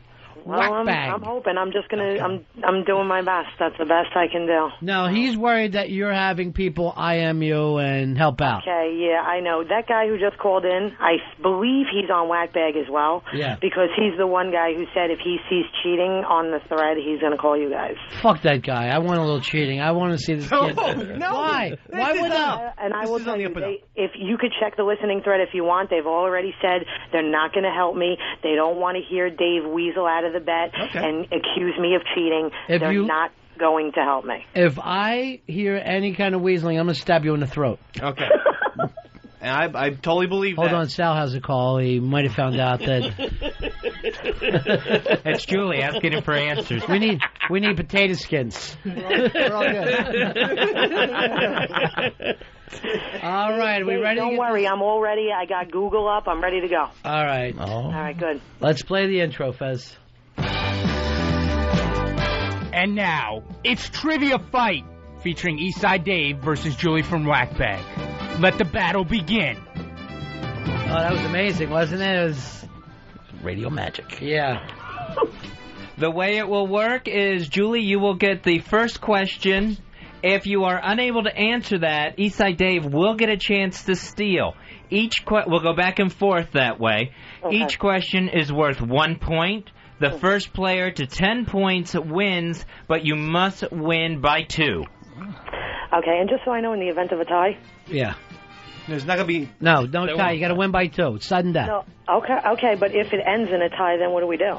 It won't end in a tie. Okay. You will keep going forever and ever. Boy, they're smart on Whackbag. Or just get whack tattooed on you. All right, guys, let's go. I'm ready. All right, Julie, you get the first question. Julie, name the MVP of the 2000 World Series. 2000 World Series. Derek Jeter. Nice job. That was Jeter, right, Fez? It was Jeter. Very Yeah. nice. All right, 1-0. Now, does that mean you got to get tattooed now? No, It's over. she's got 9 more to go. What? We've got to listen to 20 questions? Oh, come on. I won. It's over. Let's just call it a day. Dave, here is your question. Julie, if Dave can't answer this, you will get a chance to steal. All right, let's go. Eastside Dave, who holds the Super Bowl record for the longest run from scrimmage? Oh, boy. That's a tough one. Tony Dorsett. Sorry, that was on a Monday night game. Sorry. Julie, you get a chance to steal? Okay, can you repeat it for me? I'm sorry. Sure. Who holds the Super Bowl record for the longest run from scrimmage? Longest run from scrimmage, I'm going to say... Shoot, I don't think I know this either. I like to take a shot. If Ronnie gets it right, do I get credit? How long are we giving her, Fez? Julie, do you have an answer? Guess anything, Julie. Okay. I'm going to say Marshall Faulk. Sorry. I'd go Marcus Allen. Sorry. I was going to. It was Marcus Allen. That record was broken just last year in Super Bowl 40 by Willie Parker of the Steelers. Fuck, I hate Willie Parker and I hate the Steelers. Oh, I hate the city of Pittsburgh. And even cross over into Ohio. I've never been crazy about. All right, Julie, this is your question. Okay. Which team has the best single-season home winning percentage in NBA history? Which team has the best single-season home winning percentage in NBA history? San Antonio Spurs. Sorry. Dave, you get a chance to steal. Okay, theft. I'm going to say the Chicago Bulls. Sorry, incorrect. I was going to go Lakers or Boston Celtics. It is Boston Celtics. Oh, I was going to go either Celtics or Bulls. I promise you that. The Bulls just had that one fucking run, and other than that... But you're not talking about one season, are you? Single season, yeah. Oh, yeah, that definitely was the Lakers, back when they had Wilt. What's going on, Johnny? I got to take a call. I feel the same way. I want to get out of here, too. This is awful radio and getting worse. Eastside Dave's question now. Dave, name the last NBA MVP to come from an Eastern Conference team. The last NBA MVP to come from an Eastern Conference team. Alrighty. That's a piece of cake right there. That will be... Boy, a little pressure when... Okay, 3 seconds. All right. I got to go with Jordan then. Sorry. Holy shit. Julie, you get a chance to steal. Okay. Repeat it for me one time, I'm sorry. Name the last NBA MVP to come from an Eastern Conference team. Well, it clearly wasn't a Nick. I don't know. I'll just say he said Michael Jordan. I'll say Eastern Conference. Who is the least? We need an answer, Julie. I know. I don't know. I got nothing. I don't know. Where are the whackbag people to help? I thought this was going to be a lot funnier. Stinks. There's all the cheating going on. What is the score? 1-0? It is 1-0 for Julie. I'm going to need more questions here. Maybe we should lower to 5. I'll be cool with that. She's winning. I don't know why she wouldn't take advantage. No, if I like when we change things in the middle, no matter how often it's talked about before. Come on, Fez, let's get this thing moving. Okay. All right, Julie, this is your question. Which Major League Baseball expansion team took the shortest period of time to win a World Series? The Florida Marlins. That is correct. Nice. Very strong. Did you know that one, Dave? Yeah, I'd love a couple baseball questions, but hey. Oh. Bet you would, Davey. Dave, your question is up next. 2-0 right now. Who holds the NFL record for the most consecutive games with at least one sack? I gotta go with my man, number 56, Lawrence Taylor. Sorry. What? Sorry. Wait a second. Go by the judge's first instinct. I hit the wrong button. He's the judge. Oh. There's no other judges. It says. You're looking at him. He fucked up. What's the big deal? I am the judge, and you're wrong. Julie, you get a chance to steal on that. Okay. So are we going to 5 or are we going to 10? We're going to 10. All right, let's go. Ask the question again, Fez. Ask the question again, I'm sorry. Who holds the NFL record for the most consecutive games with at least one sack? I'm not sure I'm going to say Reggie White. I would have went with that, too. Sorry. Oh. Yes. That was Simon Fletcher of the Denver Broncos. Oh, yeah. Yeah, because everyone... I would have gotten that one. Everyone knows that guy. That was... Can't believe Julie didn't get that. Julie, here's your question. Seems like she's getting all the questions. Every time when I turn around, she's getting a question. Julie, which team took Kobe Bryant in the 1996 NBA draft? Which team drafted Kobe Bryant in 96? Why don't I remember this? I'm not sure. I know it wasn't the Lakers, but I'm just going to say the Lakers to throw something out there. I don't remember. Dave, you get a chance to steal. Memphis Grizzlies? Sorry. Oh, I knew it was like an expansion. It was the Charlotte Hornets. All right, Dave, here's your question. This is the worst trivia These of all are time. tough. By the way, you guys are just awful and they're bad questions. What's the score? We suck. 2-0. 2-0, Julie. We're going to 10, right? Yeah, we're going I gotta to get some more fucking food for you guys. 10. Well, hold on. I want to... It's 2. The score is 2, and it's the same amount of listeners that we have left. No. We're down to 2. Call DC and get some more satellite time. Dave, this is your question. Who holds the NFL record for most games with at least 100 or more yards receiving? Who holds the NFL record for the most games with at least 100 or more yards receiving? I mean, this seems very obvious to me. I have to go with the best receiver of all time, Jerry Rice. I'd be stupid if I didn't. Sorry. Wow, that's a shocker, Holy too. shit on fucking bricks. Yeah. Julie, you get a chance to Shit steal. on bricks. What kind of bullshit question? One more time for me, Fezzi, please. Who holds the NFL record for the most games with at least 100 or more yards receiving? Michael Irvin. It is Michael Irvin. Wow. All right, good, nice IM job. But What's that's that cool. mean? That's cool. 3-0. I know I'm down. I'll come back. Nice IM job, Julie. Yeah, okay, whatever. Well, that would have been my second guess, Michael Irving. Who else would you take? Moss, And for the T.O. record, Dave, They haven't for been the around record, as long as Chris him. Carter. I know that because my entire family are Cowboys fans. That's true. You didn't mention that. Well, I didn't have to. You don't need to know my family history, Dave. Shut up. That's true. Yeah, not get married. And doesn't Dave have one? I heard him get the bell once. No, That's not one. I will get the tattoo, but I'm going to send some protest papers to the office as well. Yeah, man. Send all you want, Dave. Us. Don Wickland. We're going to get He'll my be papers. like, Ron and who? What fucking show? Those guys are still with us?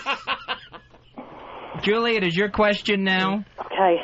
Who was the only player in Major League Baseball history to hit a homer for his 3,000th hit? Holy shit. Wow. Shoot, this was recent, too. Who was the only player in Major League Baseball history to hit a homer for his 3,000th hit?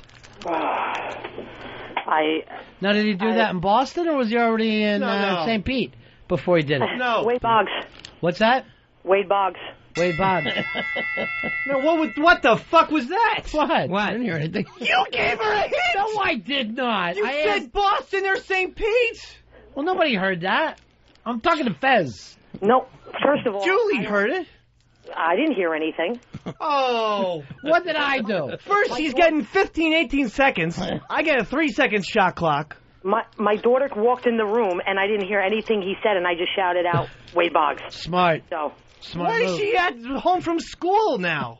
Everything is weird about you, summer. Julie. Summer. It's summer. Bullshit. It's not summer? Yes, it is. Look outside. It's very warm still. I'm saying two. Actually, I slept with the windows open last night and loved it. So did I. It's August. They start Because you don't have an AC. It was a choice for me. You would know that. Dave, you get this question. The score right now is 4-0 in favor of Julie. Fucking blowout. All right, I got to tick a lock. Eastside Dave, who holds the NFL record for most consecutive completed passes in a game? Who holds the NFL Peyton Manning. Sorry. Fucking bullshit this is. Julie, you get a chance to steal. Okay. Who holds the NFL record for most consecutive completed passes in a game? Kurt Warner. Sorry. I don't know. I was wondering when Sims, but I was thinking that's Super Bowl. Yeah. It's Donovan McNabb. McNabb. 24 consecutive passes. They were all screens. I'm from fucking Philly. I never saw the guy complete 24 fucking handoffs. Piece of shit. I'm with T.O., you bastard. Johnny just did a spit take. You ought to do a spit take. We're going to need more questions over here, Earl. I know. We're pounding them out now. Julie, which NFL team has gone the longest stretch without making the playoffs? Which NFL team has gone the longest stretch without making the playoffs? Okay. NFL team, longest stretch without playoffs. I'm going to say, hold on. We need an NFL team. I know, I'm thinking. Didn't they move cities also, Fez? Yeah. Oh, better now that they're down in Arizona. The Arizona Cardinals? No. What did I do? No! Time out! This is fucked up! What's going on here? Did you give her the answer again? No, I didn't. I was thinking NFC. I think I heard. Who did you think it was? I thought it was the Detroit Lions. Well, you were wrong then, so you have no reason to get upset. Just to show you that I didn't cheat, the Detroit Lions, their last playoff appearance was against the Dallas Cowboys. They True. got Should she get an extra for that? Probably, but no, that's not the rules. lost to the Dallas Cowboys, so if you would have said Detroit, you would have been dead. When's the last time the Cardinals even, Terry Metcalf was playing, I think, with the fucking Cardinals. Is this answer correct? Because fucking the guy from the Broncos now, with the beard, Jake Plummer, got them into the playoffs in '97. No, he didn't. Yes, he fucking did. Someone look that up. He did get him in the playoffs, but it was '98, and that was the longest stretch a team has gone. It's been 8 years. It's the longest stretch. Nobody's been there in less than 8 years. Everybody else has been in the last 8 years. I know the Saints have made it in. The Lions have not been in the past 8 years. They played Dallas. She just gave you that answer. When was that? You guys remember football? Recently. Yeah, I do. I'm sitting here going over it in my head. I have another request. The Browns have made it in. They were in a couple years ago. Can nobody in the room give any more clues? All right, by that it seems like it's me. It seems like you're singling me out. I'm not going to name names. No, you're saying it in general, but it seems like you mean me specifically. I'm not going to name names. I've got feelings. The show's named after me. I've got to sit here quietly. Dave, you get this question. What's the score right now? It is 5-0 in favor of Julie. Fucking blowout. I need this one, Julie. We all do. Come on. Who was the last player to be drafted #1 overall in the NFL draft and win a Super Bowl MVP? Who was the last player to be drafted #1 overall in the NFL draft and win a Super Bowl MVP? Eastside Dave. Denver. I'm looking for a person. Okay. 1 second. Sorry, no kids. A human being. Montana. Fuck me in the fucking ass with the Johnny Hard Rock's fucking hamburgers. All right, come on. Sorry. You don't have to work blue, you redheaded bastard. Julie, you get a chance to steal. The question is, who was the last player to be drafted #1 overall in the NFL draft and win a Super Bowl MVP? This is just a guess. Desmond Howard? Sorry. Oh, that was good. What was it? Troy Aikman. #1 draft in 1989, won the MVP of Super Bowl 28. So I guess Desmond Howard was #1 draft pick, I guessed. That was a great guess by Julie. Did he win an MVP? Yeah, he won MVP, Super Bowl. Yeah, he was a Super Bowl MVP. I wasn't sure if he was a #1 draft pick, though. Boy, you're a lot tougher than I envisioned a couple days ago. Why? Well, I told you. I told The female voice may be confused, but it doesn't matter. I'm still going to knock you out. Okay, let's go. Let's do it, Dave. Gotta get on. Julie, here's your question. That's it, Rocky. Get up off the mat. The score is still 5-0 in favor of Julie. Julie, who was the first father-son teammates in Major League Baseball history? Teammates. The Griffeys, Ken and his dad. I don't remember his father. I'm assuming they're both Ken Griffey because he's junior. The Griffeys is the answer. Ken Griffey Sr.? Very strong. And Ken Griffey Jr. That's a great question, too. Bitch. I'd love a baseball question. All you had to do was miss one. Love one. Why did you act like you were shooting a tray when you said a baseball question? You're not the I'm all flustered. You're down 6-0. I know. But you need a touchdown. I'm panicking a little bit. You should be. Thank you, Julie. You're welcome, honey. Dave, who holds the Major League record for the most seasons on the same team? Thank you, because... I'm out of questions here, Earl. Baseball, Fez? Yes. Who holds the Major League Baseball record for most seasons played on the same team? I will have to say... Lou Gehrig. This man was sick. He couldn't go on.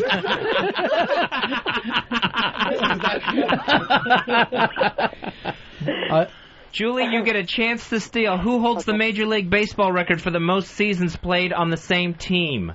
Yogi Berra. Oh, man. Sorry, it was... Oh, I know it now. What is it? Who? Stan Musial? No. Oh. It was Brooks Robinson. Played 23 years with the Baltimore Orioles. Hot corner. Wow, 23 years. That's remarkable, huh? Julie, we go back to you. Since 1990, only 2 teams have won back-to-back World Series titles. The Yankees were one of them. Name the other team to win back-to-back World Series titles since 1990. Okay.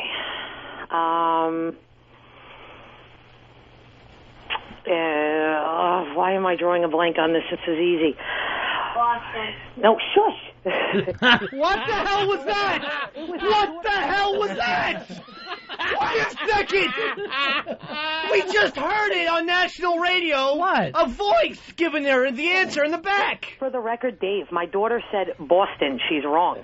Why is anyone in the room with you? She's a child. I just saw Sal mouth the fucking answer to you. Well, I know it's not. Don't act like you didn't. Thank you, Sal, by the way. But I'm pretty sure that's not the right answer, but thank you. Julie, the question Not is... the right answer. Go ahead. I'm sorry. Go ahead. Since 1990, only 2 teams have won back-to-back World Series titles. The Yankees being one of them. Name the other team, Julie.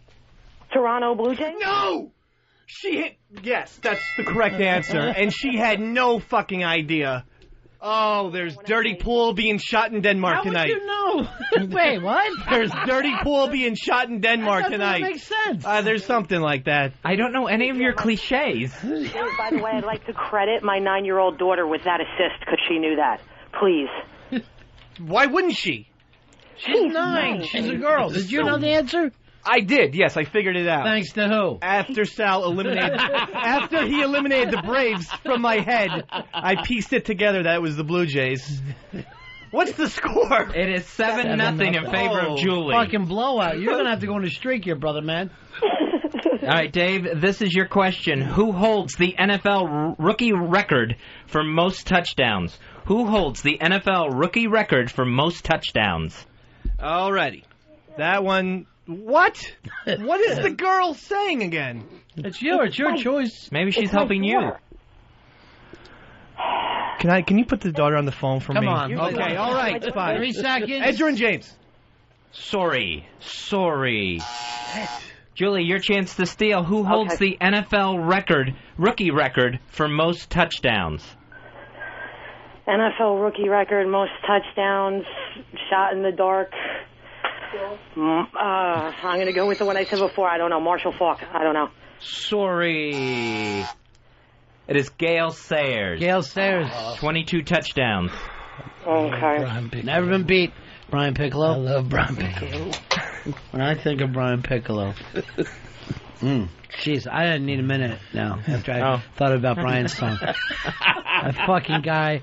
I mean, James Conn was the best fucking player, and no one ever realizes it. When Brian Piccolo was heading over to Jersey and stopped at that toll booth, and they shot him up, look what they've done to Brian Piccolo. Sonny Corleone. When you really think about it, James Conn has made you cry more than any other man. Julie, this question goes to you. You are winning 7-0 against Eastside Dave. And if Dave loses, he gets whackbag.com, the site that he hates, tattooed across his arm. Yeah, you got it. And I'm willing to go through because I'm going to come back, baby. All right, come back. Julie, who is the only hitter to win a batting title in Major League Baseball in 3 different decades? Who is the only hitter to win a batting title in Major League Baseball in 3 different decades? Wow. Batting title, 3 different decades. I have no idea. I'm just going to throw out Cal Ripken. I have no idea. Cal Ripken. What do you got? It's damn usual. What? Sorry. What? The answer is George Brett. Won in 76, 80, and 1990. Wow. That's a great question. Shit. Yes, it was. Dave, we go back to you. The score is still 7-0. Okay. Dave, who was the last New York Knick to win Rookie of the Year? Mark Jackson. Yes. Yay. Game on. Finally on the board. Let's bring it now. Only 9 more, Dave. It's too bad no listeners will have to hear that. Julie, we go to you. Which stadium has been host to the most Major League Baseball All-Star games? Which stadium has been host to the most Major League Baseball All-Star games? Seattle. Dave, you get a chance to steal. Detroit. It is Yankee Stadium. Oh. They haven't had one in a long time, so I figured Ixnay on that one. Ixnay. Shoot. Dave, here's your question. Okay. Who holds the NFL record for most career interceptions returned for a touchdown? That would be Ronnie Lott of the San Francisco 49ers. Your chance to steal, Julie. Mm-hmm. Go ahead, repeat it for me. Sure. Who holds the NFL record for the most career interceptions returned for a touchdown?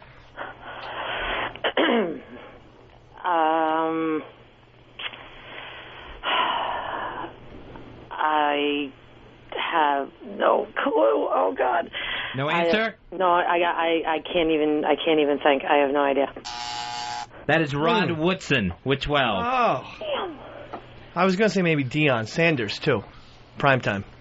I'm sorry, what? I was sleeping. I was going to say primetime. Julie, where was the first World Series game that was played outside the outside of American soil? Where was that game played? Where was the first World Series game played outside of American soil? Japan. Sorry. The questions are nearly impossible. I would obviously have to say Canada. Toronto. Back in action. Dave making a comeback. 7-2. Shh. All right. Sleeping. Earl, I am completely out of questions here. Oh, no. Glad I came today, by the way, guys. Yeah, me too. This is riveting. It's great radio. Dave, this goes to you. Who has coached the most Super Bowls? Who has coached the most Super Bowls? Marv Levy. Oh, what an idiot. What an absolute asshole I am. Mm-hmm. What a fucking idiot. I know exactly who it is, too. Julie, you get a chance to steal. Who has coached the most Super Bowls? Don Shula. I knew it. I fucking knew it as soon as I said it off my lips. Oh, boy. It is 8-2. 8-2. If Dave loses, he gets the whackbag.com tattoo. Where's it going to go, Dave? It's going to go right in my arm, yeah. Right in my right arm. Nice. That's where it's going to go. You already know you're getting it now. Yeah. Dave, who was the only active Major League player born in the 1950s? Who is the only active Major League Baseball player born in the 1950s?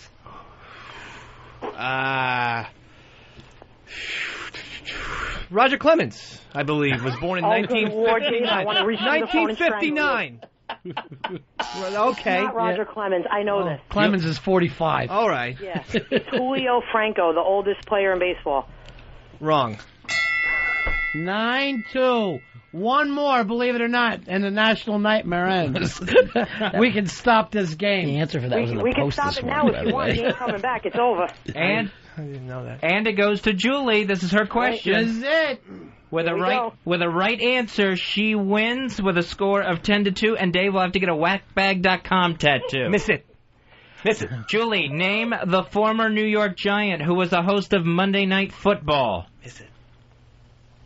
The former New York Giant who was the host of Monday Night Football. Is it Don Meredith? Oh, sorry. That would be the GIF, Julie. Frank Gifford and Davey Baseball is back in the game with the sound of that yeah, bell. you are. Here we go. It's over for you now, pal. Now you're pissing me off. Dave, who was the last player to win the NBA MVP 3 years in a row? Michael Jordan. What? Sorry. Julie, you can win with this steal. Who was the last player to win the NBA MVP 3 years in a row? The NBA MVP 3 years in a row. Tim Duncan? I don't know. I think it goes back far, right? Goes back a little distance? Yeah, it goes I'm going to back. say Kareem. It was Larry Bird. Wow, okay. There's a lot of interesting stuff on the back of these tickets. I don't know. These tickets going, yeah, you're reading the bag of tickets now. I don't blame you. It's fucking, I wish I had a ticket over here. You know what? It reminds me when you're in jail. When you're in fucking jail and you start reading cigarette packs like it's a fucking novel. Yeah, did you look at that third rule down there on the right This there? is Trivia Fight. It is. Yeah. It's fighting. It's going to sleep. Julie, this question is for you. You can win it here. All right, let's go. Come on. Who was the starting quarterback for the New York Giants in Super Bowl 35? The starting quarterback for Super Bowl 35, Jeff Hostetler. Sorry. Chance to steal, Dave. Kerry Collins, I think. Come back in. What's the score now? Let's go. Fez? It is now 9-4. 9-4. And I need some more trivia questions. Well, you've asked 50. We've gotten 13 right. It's fucking awful radio.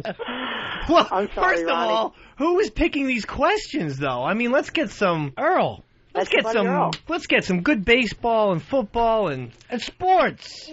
You guys have had tons of baseball and football questions. That's true. You've gotten 4 of them. And when this is over, I don't want to hear, oh, I'm mad about this, or I'm not. something didn't go through.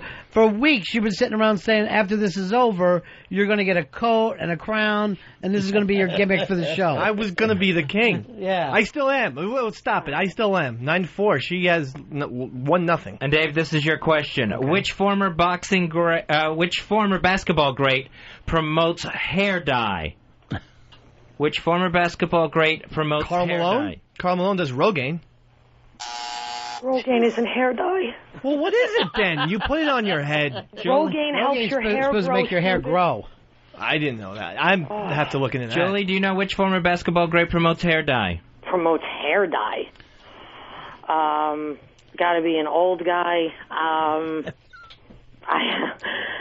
have no idea. I just Patrick Ewing. I have no idea. Sorry. Who? Hard Rock Johnny, do you know? Clyde Glide. No, Walt Frazier. Walt Frazier. It was close. Do I get a point? Same guy. Yeah, it is Clyde Glide. Was his fucking nickname. Oh. Yeah. Julie, you get this question. You can win it all with a right answer. I'm going to try. Who was the last NFL team to win back-to-back titles? Who was the last NFL team to win back-to-back titles? The New England Patriots. No. Yes. Bullshit. Fuck. They didn't win 2 Super Bowls in a row? They did. Julie, congratulations. There you go. Julie, you beat them fair and square. Yes. I don't want to hear any complaints about this. Absolutely. Some question or answer wasn't right. It's all bullshit to me. This thing is over. All right, I'm humbled. You're getting your tattoo as soon as we come back. Whack is going to say, I apologize to whackbag.com. Wait, there's a few extra letters. Why? What do you want? Real quick, guys, Whackbag. before I go, I got to just give a couple of shout-outs to some guys who helped me get ready. Sure. Oh, get ready. I love They that. helped me study, okay? All the guys over at Whackbag, that includes Chester's Liver, Stig, and my main coach, Milkman Dan, who helped me, and without him... Who is probably IMing you right now, but that's... No. That's my coach Milkman Dan and Redding, who wanted to say what's up Bronx Johnny, and that's pretty much it. Great. And thank you to the guys at Whackbag for being behind me. Nice job, Julie. We're playing you off. I love you guys, and that's it. And I'll be there for the tattoo. And time and place, you just let me know. I got to be there. I got to see this. Okay, we'll do it as soon as we get back, probably early September. And wear something tight. Let's make it a wonderful day. Be nice for everybody. Definitely will, Ronnie. All right, talk to you later. Thanks, guys. All right, we got to take a break here. Johnny, you going to hang around? Or Nah, you we got to get back. Sal's got some money to count. Is that right, Sal? Absolutely. All right, brothers. See you guys. Thanks for the riveting radio. That was good. I love coming by here. Yeah. Well, we live on the edge. What am I going to tell you? We're shock jocks. This is like the old days when it was late at night and these trivia things. I remember that. It's a show that doesn't care and shows it in our preparation and execution. What we lack in preparation, we also lack in execution. We'll be right back, Ron and Fez. It's the Ron and Fez Show, XM 202.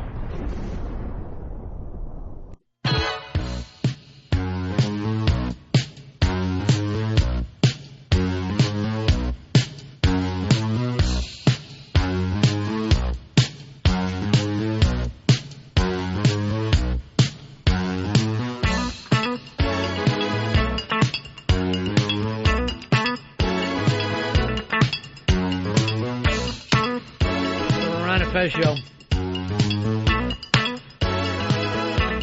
Fez, I'm finally going to see a summer movie this weekend.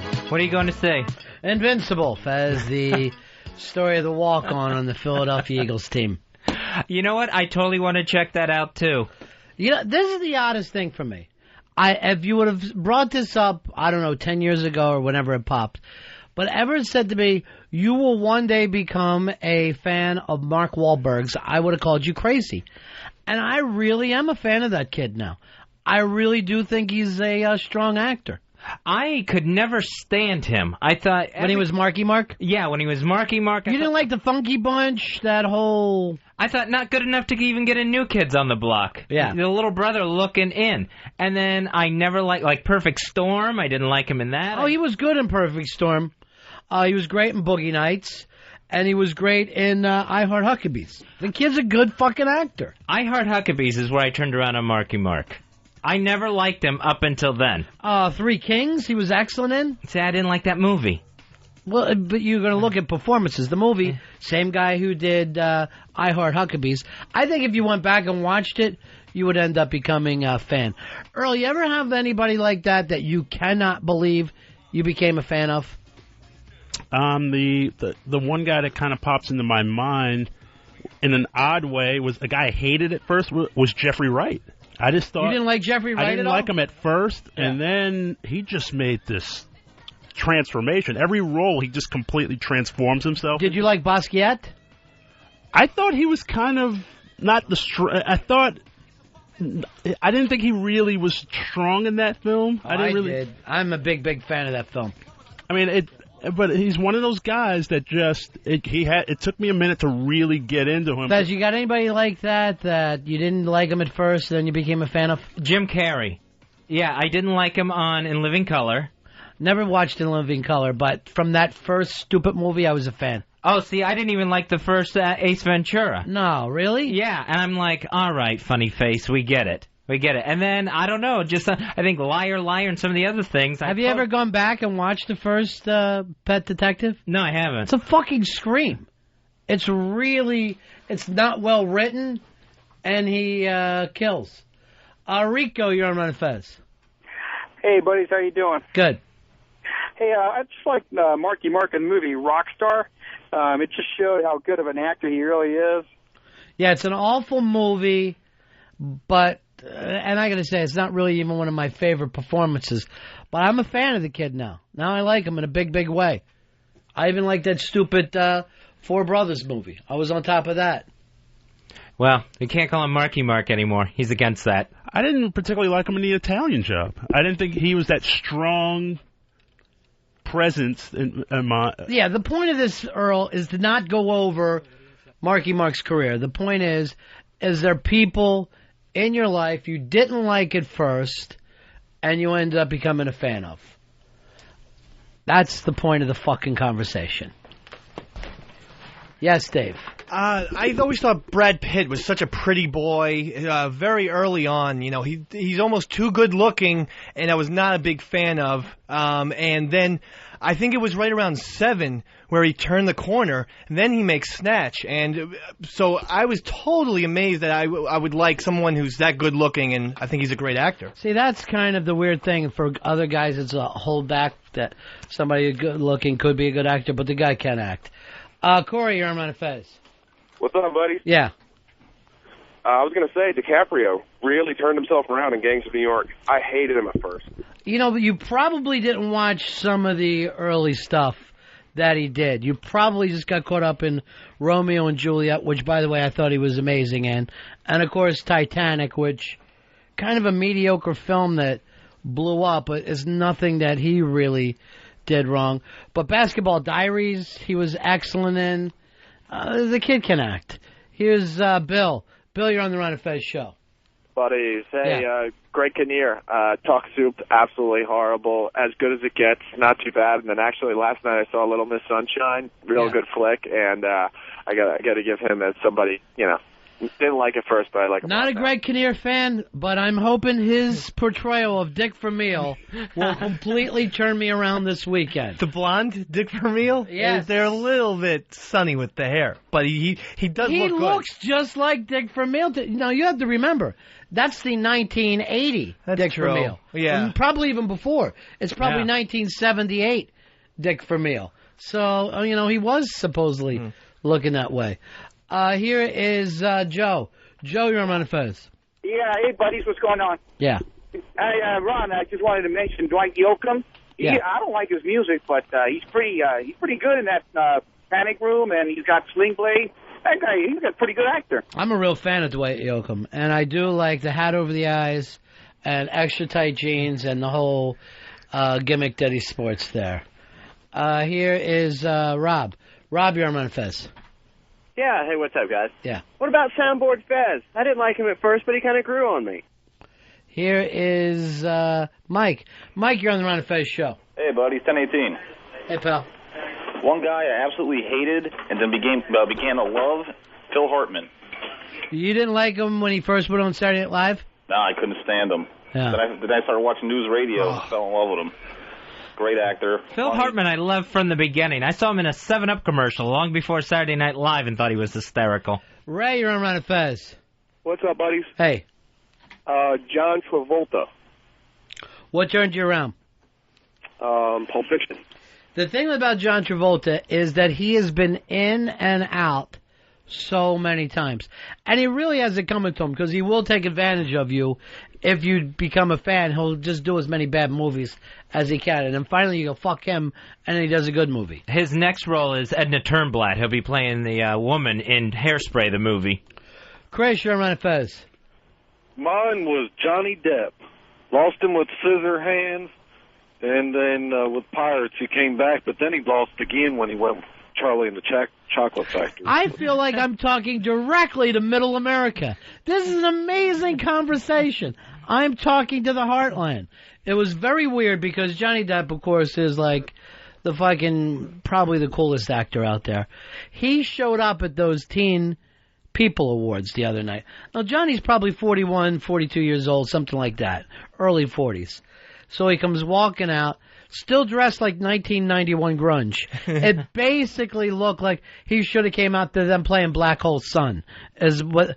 These little fucking girls went ape shit wild.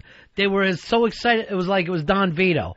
They were so fucking turned on that he could not talk. They would not let him talk. They just screamed like it was Meet the Beatles. Now, see, he seems to have that recluse mentality where you would think he wouldn't show up at something like that.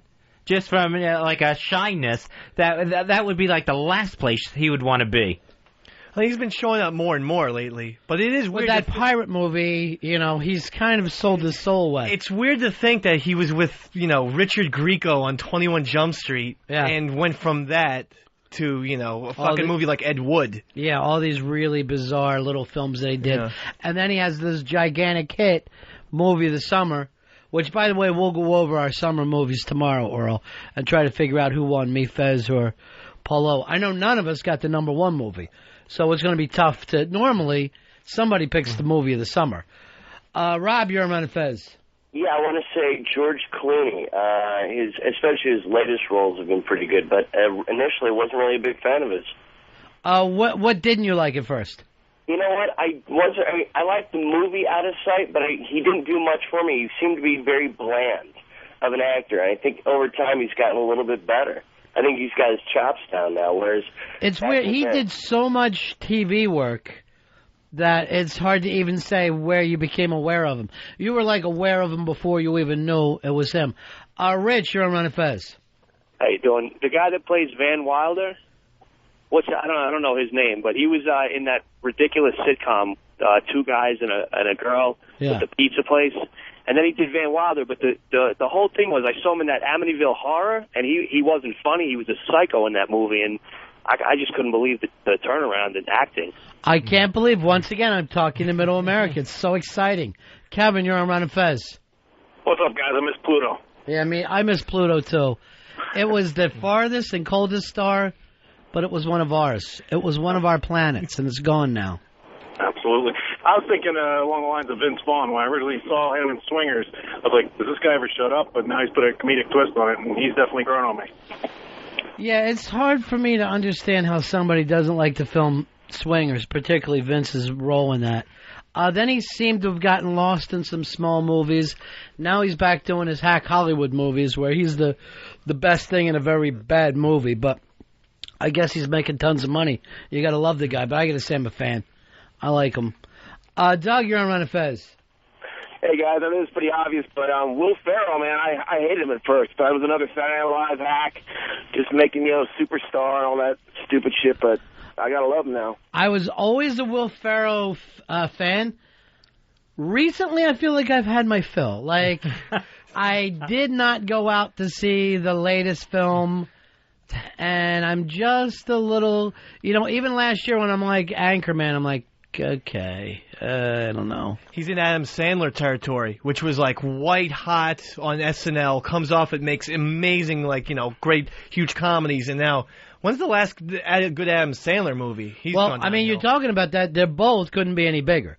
Adam Sandler's films are hits after hit after hit, and this last Will Ferrell film opened at $50 million or some ridiculous fucking amount, so he couldn't be any bigger right now.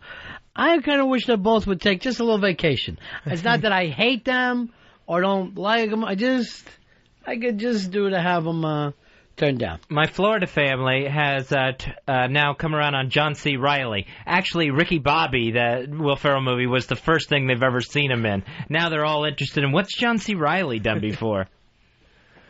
Paul, you're on the Ron and Fez show. Hey, what about Russell Crowe? Since L.A. Confidential, he's been real strong. It's like a little joke. Still a little joke for us. In the world of wrestling, Triple H is someone I'm a fan of, and I could not stand Triple H when he first came to the WWE. I thought he couldn't cut a promo. I thought he was bad in the ring. And now I think he's the only guy that can carry the strap for that league. Well, you and him agree then, because he says the same thing in every meeting. And so does the boss's daughter's wife. I hated Oasis when they first came on board by comparing themselves to the Beatles. We're going to be the next Beatles. Why compare yourself when you're better? But I thought they're just so fucking arrogant, and I despise them, and they just start growing on me, and next thing I know, I have them in my iPod, the whole Oasis catalog. They are unbelievable, and I can't believe I'm a fan of Oasis. Shocked.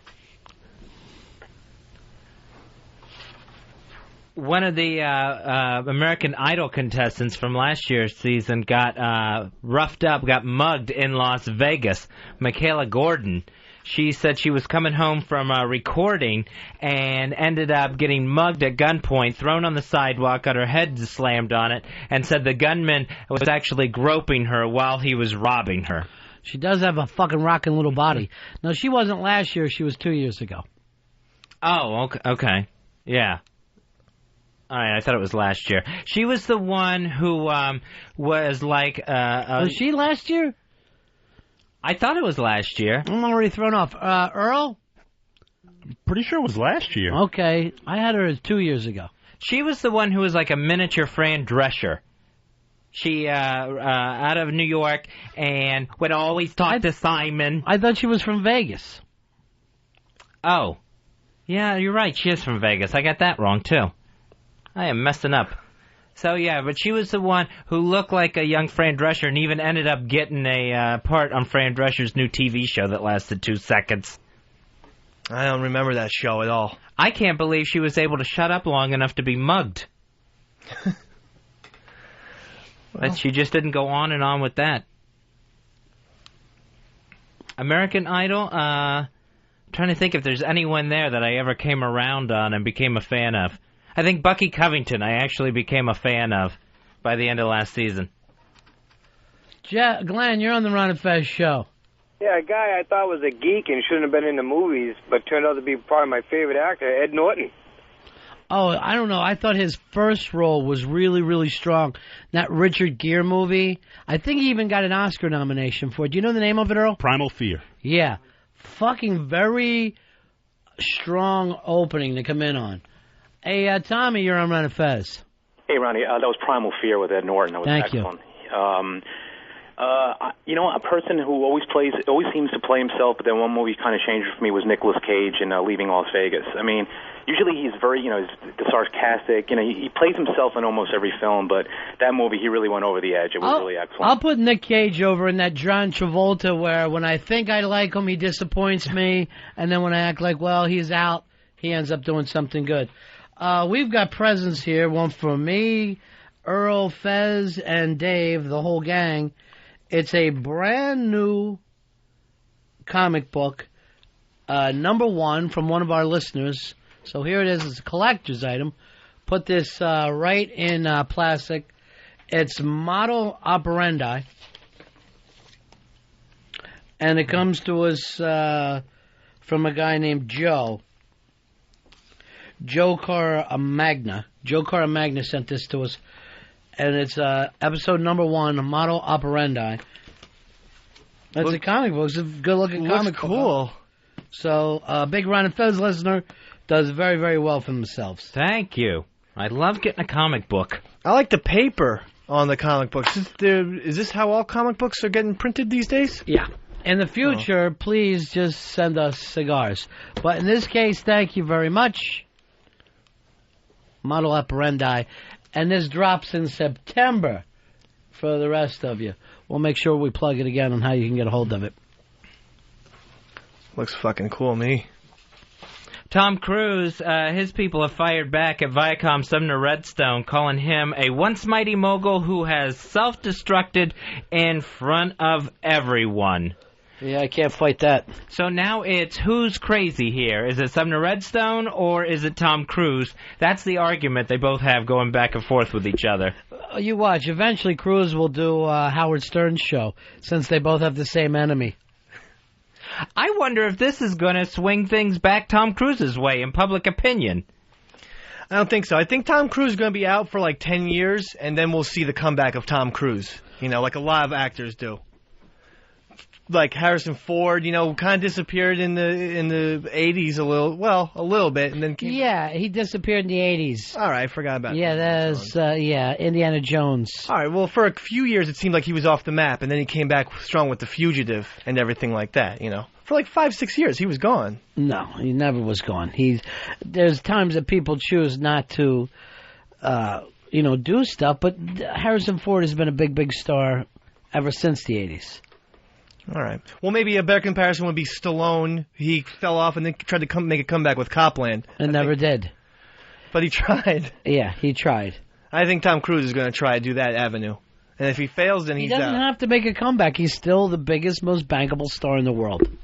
He just had a little fight with Viacom, that's all. I think he's still a very big, bankable star. Yeah. What do you got there, Dave? You got the films that he did for Paramount? Got his whole, everything he's ever grossed, or his entire grossing, and it's quite staggering, his numbers. All right, let's just go over the last 14 years, right? Here is the last film that he did, worldwide gross, Mission Impossible 3, $393 million, almost $400 million. Before that, War of the Worlds, $591 million. Before that, Collateral, $217 million. So he's actually doing, the one that they act like bomb did better than Collateral, which was a big hit. Last Samurai, before that, did $456 million worldwide. Wow. Then he showed up in Austin Powers. We won't give him credit for that. Minority Report he did. You'd think a little disappointing, right, Fez? Sure. $358 million worldwide. Vanilla Sky, also disappointing, you would think. Yeah. $202 million worldwide. Mission Impossible 2, before that, $546 million worldwide. Magnolia before that, $48 million, but that was the film that he got nominated for the Oscar for. That was him taking a step out and showing that he could do a small movie. Before that, Eyes Wide Shut only did $86 million, but he, worked the last film of a world-class director. Jerry Maguire did $274 million around the world. Mission Impossible did $256 million around the world. So even if you're just looking at American grosses, the only films that he didn't do of since The Firm, which was 1993, there's been about 12 or 15. The only ones who didn't do at least $100 million in the U.S. were Eyes Wide Shut and Jerry Maguire, which were too small. Yeah. One of those things where you go, I'm not just a fucking movie star, I'm an actor. He's a beast. I never would have thought that. He's a box office beast. I never would have thought that his numbers were that humongous at all. I don't think anybody comes close. Maybe Tom Hanks comes close. He comes a little close. Until the last couple years. Yeah, he's quite close. I think Tom Cruise's his whole thing was $6.6 billion for his career, and Hanks was 6.2. I didn't even think Tom Cruise was that big. Yeah, Tom Hanks is, on top of things. Now, at the same time, you look this over. What have the rest of the Paramount films done that they're so fucking proud of? The Paramount films that didn't have Tom Cruise. I can't understand why you would want to get rid of that cash cow unless he's just taking all the cash out of it. He jumped. Right, we talked about that yesterday. But he jumped on a couch, Fez. He's crazy. He jumped on a couch. And actually, Tom Cruise is one of those people who I really despise, again, because of the pretty boy, the sexiness, the sweat, and he's always glistening. But then when he started making Magnolia, Eyes Wide Shut.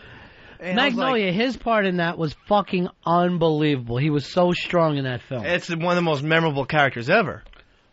Jerry, you're on Ron and Fez. Hey, man. Yeah. Kathy Griffith, that red-haired, transparent-skinned hole used to make my skin fall off. And now you like her? She's taken over the Bravo channel and is hysterical. I don't agree. I see her on there, but I'm not a fan. I've never watched that D-list show of hers. Oh, I have. Not a fan. The only thing I like is that she's getting divorced. That made me happy. She reversed for me. I sort of liked her a little bit on news radio, and now it's just blah, blah, blah, the whole thing. I hate her. Blah, blah, blah. Just I can't hear words when she's talking. It sounds like a puppet. Marty, you're on Ron and Fez. Hey, guys, this is Coach Marty Kenny. I coach Dave at CBA, huh? I had a coach, Marty Kenny, at my high school, Christian Brothers Academy. 10-year-old coach, huh? Welcome, Marty. Hey, Coach Marty. Welcome. Is it brother, Marty? No, he was lay. I was a lay person. I used to drive a Mazda Miata, and Dave, he looked like Carrot Top in my baseball uniform. Thanks, Coach. The old coach. I appreciate that. Well, thanks for calling. Did you have long hair at one time, Dave? I tried. Yeah. It was the bad Bill Walton look. We wanted to give Dave the varsity letter for keeping score, but they wouldn't allow it. Thank you, Coach. All right, bye-bye, Coach. Great to call in. Take care, guys. Always. How was the impression? Any good? That didn't sound very much like him, but I don't know. We'll be right back. Ron and Fez Show. Ronnie. Fezzy. The Ron and Fez Show. XM 202.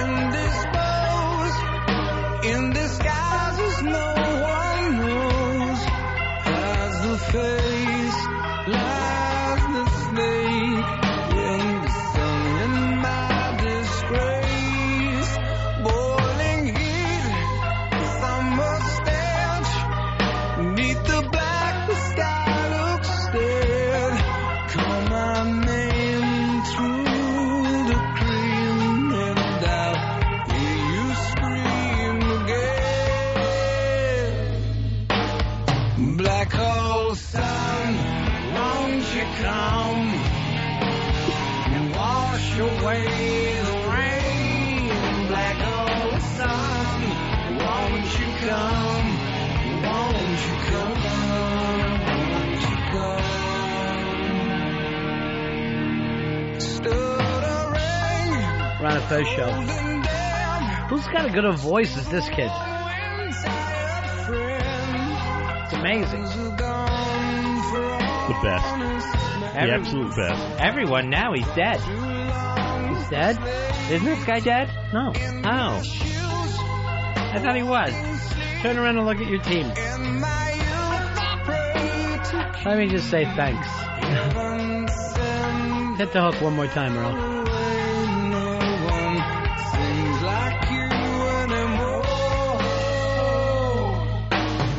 Black hole sun, won't you come?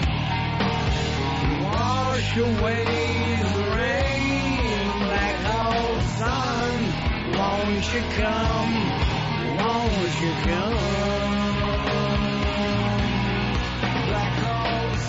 Hey, Steve, you're on the Ron and Fez Show. Hey, Dave. You know what? I like you, but you fucking suck at trivia, dude. Yeah, he really was bad at trivia today. Yeah. Harrison Ford made the most in the 20th century out of any actor, grossed the most money. No, it's not true. Hey, wait, I saw it in a game. Tell him to look it up. I got it sitting in front of me right here. Harrison Ford came to worldwide $5.8 billion, and you're looking at Tom Cruise was 6.1. Maybe it was U.S. I don't know. Yeah. Oh, maybe it was U.S. Let me take a look over at U.S. Yeah, they're about the same in U.S. and Hanks is right in there with them. So yeah, Tom. But here's the difference. If you really look at it, Harrison Ford has been involved in a couple of really big epics that would have been big whether he was in them or not. Tom Cruise, it's basically a bad movie that Tom Cruise was in, and people show up at. All right, 866-RON-0-FEZ. What else is happening, Fezzy? Who else is mistakenly dead? I don't know of anyone else mistakenly dead. The Seattle Seahawks, they're looking to break two curses this season. First, the last 5 Super Bowl losers have gone on to have losing records the next season. And I had no idea that. That's a great little piece of trivia. Yeah, and missed the playoffs, of course. Because it's so disappointing to lose. It's devastating when you lose the Super Bowl. And the Seahawks looked so good last year. Honestly, they should have won that game. I think the only thing going for them with this curse is the fact that the division that they're in. They can probably win their division, even if they're not nearly as good as they were last year. Still, I mean, it really turns back into, you've given it everything you can, you fall apart, and there's some injuries and stuff. Because to go to the Super Bowl, you have to have a lot of luck. And then the other curse is Sean Alexander, of course, will be on the cover of Madden 07. Yeah. So he's doomed. Sure he is. So they'll probably lose Sean Alexander to an injury and then start losing games. And end up missing the playoffs and having a losing record. We'll see what happens this year. I had no idea that, though. Everything falls apart after you lose the Super Bowl. Yep. Trying to think of who it was in reverse order. Doesn't even matter. The fact is, it's fact, Fezzy, and we can all just sit around and just live in the glow of that warmth. What is the best sports snack? If you're watching a game, what's the best sports snack? At the game or at home? I would say at the game first. At the game, I don't think you can beat a hot dog. I don't like to fuck around with other things. You know, yes, do you want some peanuts and Cracker Jacks like the song? Of course. I don't like to go too far off. At home, a football game, I'll do it up big. A baseball game, I never feel, or a basketball game, like I need to have a big spread like I do with a football game. Baseball game is the only, if I'm at the game, only place where I'll feel the need to get a bag of peanuts. Where I don't have that at a football game. It's like that's only a baseball thing. Yeah. Football, I will definitely have to have the hot dog. I gotta have that. I think there are certain foods designated. Yeah. I need to have a hamburger or hot dog for baseball, a sub for football. First of all, baseball is a hot dog sport. You got to have a hot dog. There's not a hamburger. It doesn't make you feel like you're part of the game. Now, the sub, what are you bringing that in from home? Or are you eating stadium food? You can bring in subs to Giant Stadium sometimes, but I'm talking at home. I have the biggest sub you can possibly find, and then basketball is pizza. Everyone knows that. That's not necessarily true, but thank you. Okay. Adam, you're on Ron and Fez. Yeah, my favorite sports snack at a game is beer. There's a pork chop in every beer. Thank you very much. Here is Brady. Brady, you're on Ron and Fez. Hey guys, how's it going? Yeah. Baseball game, best thing to do. Get a bag of sunflower seeds, stuff them in your mouth. You don't have to mess with your hands. You can just keep spitting them out. Snack, lasts 2 hours. All right. If I am coaching third, yes, I'll have the sunflower seeds. If I'm sitting in the stands, it's disgusting. I cannot have any sort of snack where I'm going to end up spitting. I mean, I even hate that. I will only get the seedless watermelons now because I'm not going to have a snack where I'm sitting there spitting the whole time. I hate it. Yeah, those seedless watermelons are delicious, Fez, because that's not me and my brother one time were at a Yankees rain delay game. Yeah. And my dad bought us like 4 or 5 packages of peanuts. Yeah. And we're eating them and everything, and we looked down, and in the guy's parka below us, his entire hood was filled with our peanut shells. That's great. We were just waiting till he put the hood on. It does look, sometimes you're watching a game, you look down, it looks like the elephant fucking cage. You've just destroyed the place. Mike, you're on Ron and Fez. Nachos, Ronnie. Nachos.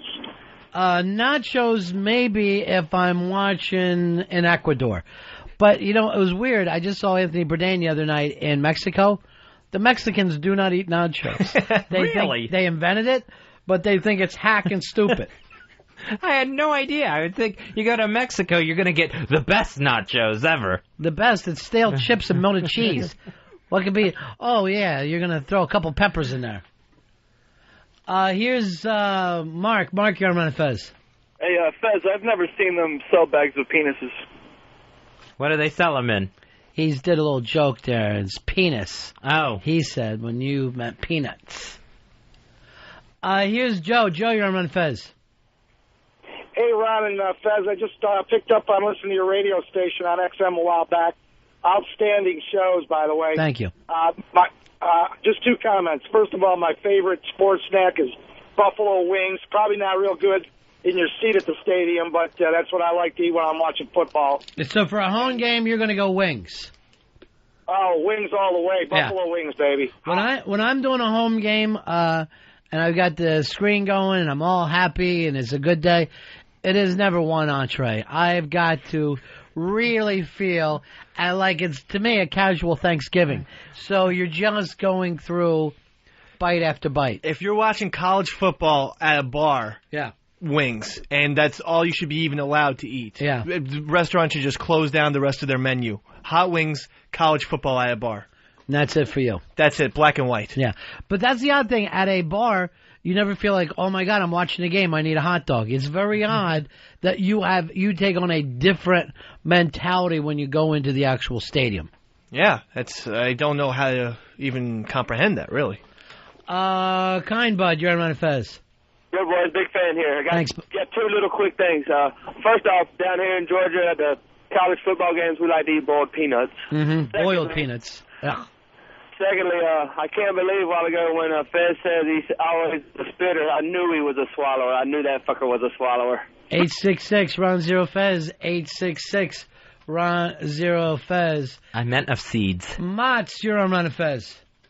Yeah, in San Antonio, it is almost every sporting event at somebody's house. Somebody brings over chips and queso. It's different than nachos. It's melted Velveeta with Rotel and browned hot, like Jimmy Dean sausage, and also a 7-layer dip with the guacamole, the sour cream, the refried beans. It's No, I'm a big absolutely fan of delicious. the guacamole dip, but the other shit that you're talking about just sounds like white trash. It doesn't even sound Mexican to me. It sounds like trailer You have fucking to think food. it's Tex-Mex. It's Tex-Mex. It's not like Yeah. traditional Mexican.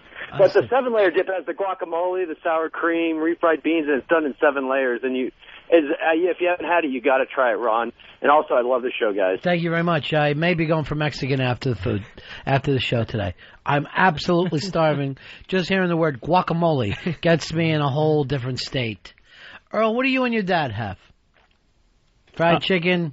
Well, we do melon? We do have chicken. Actually, we do have the watermelon. I can't lie. And then you look over your stolen car stereos. No, we don't have the stolen car. Okay, it seemed like you were going along with the stereotypes. Still No, but it's funny. This past Sunday, I was at my parents' and we had watermelon because he was like, "This is fresh off the truck." And my mother just take the big hammer. Right, we all understand.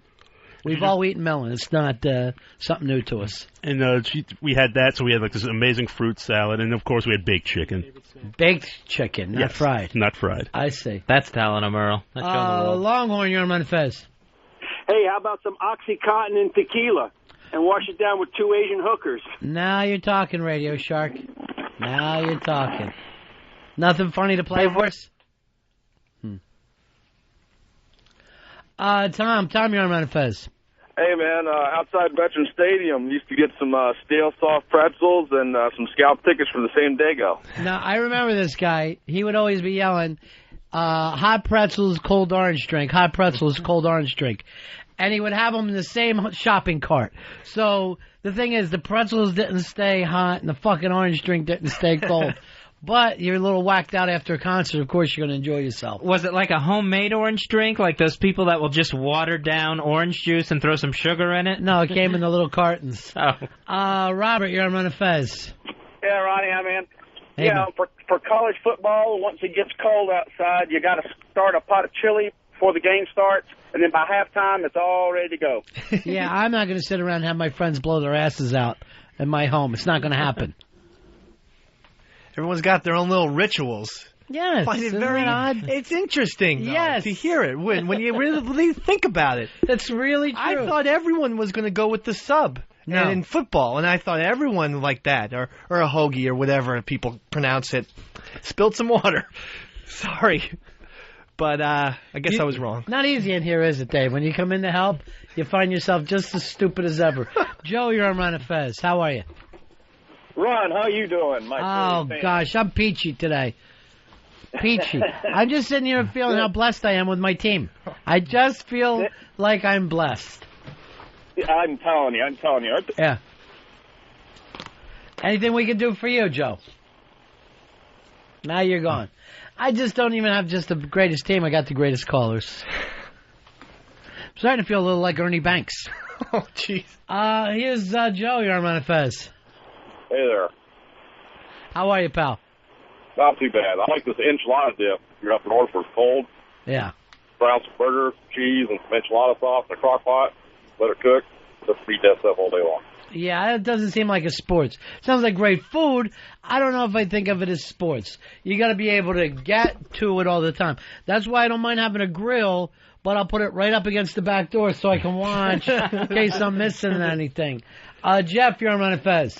Hey, buddies. Yeah. You know, I was actually forced to go to a Cleveland Browns game and had the VIP seats and sat through like a pasta bar and unlimited food. And it just didn't seem natural to be at a football game at the stadium eating that way. Yeah, when you're in the suites, they feed you. They feed you well. It's not fantastic food. It's not like you're eating from a great chef.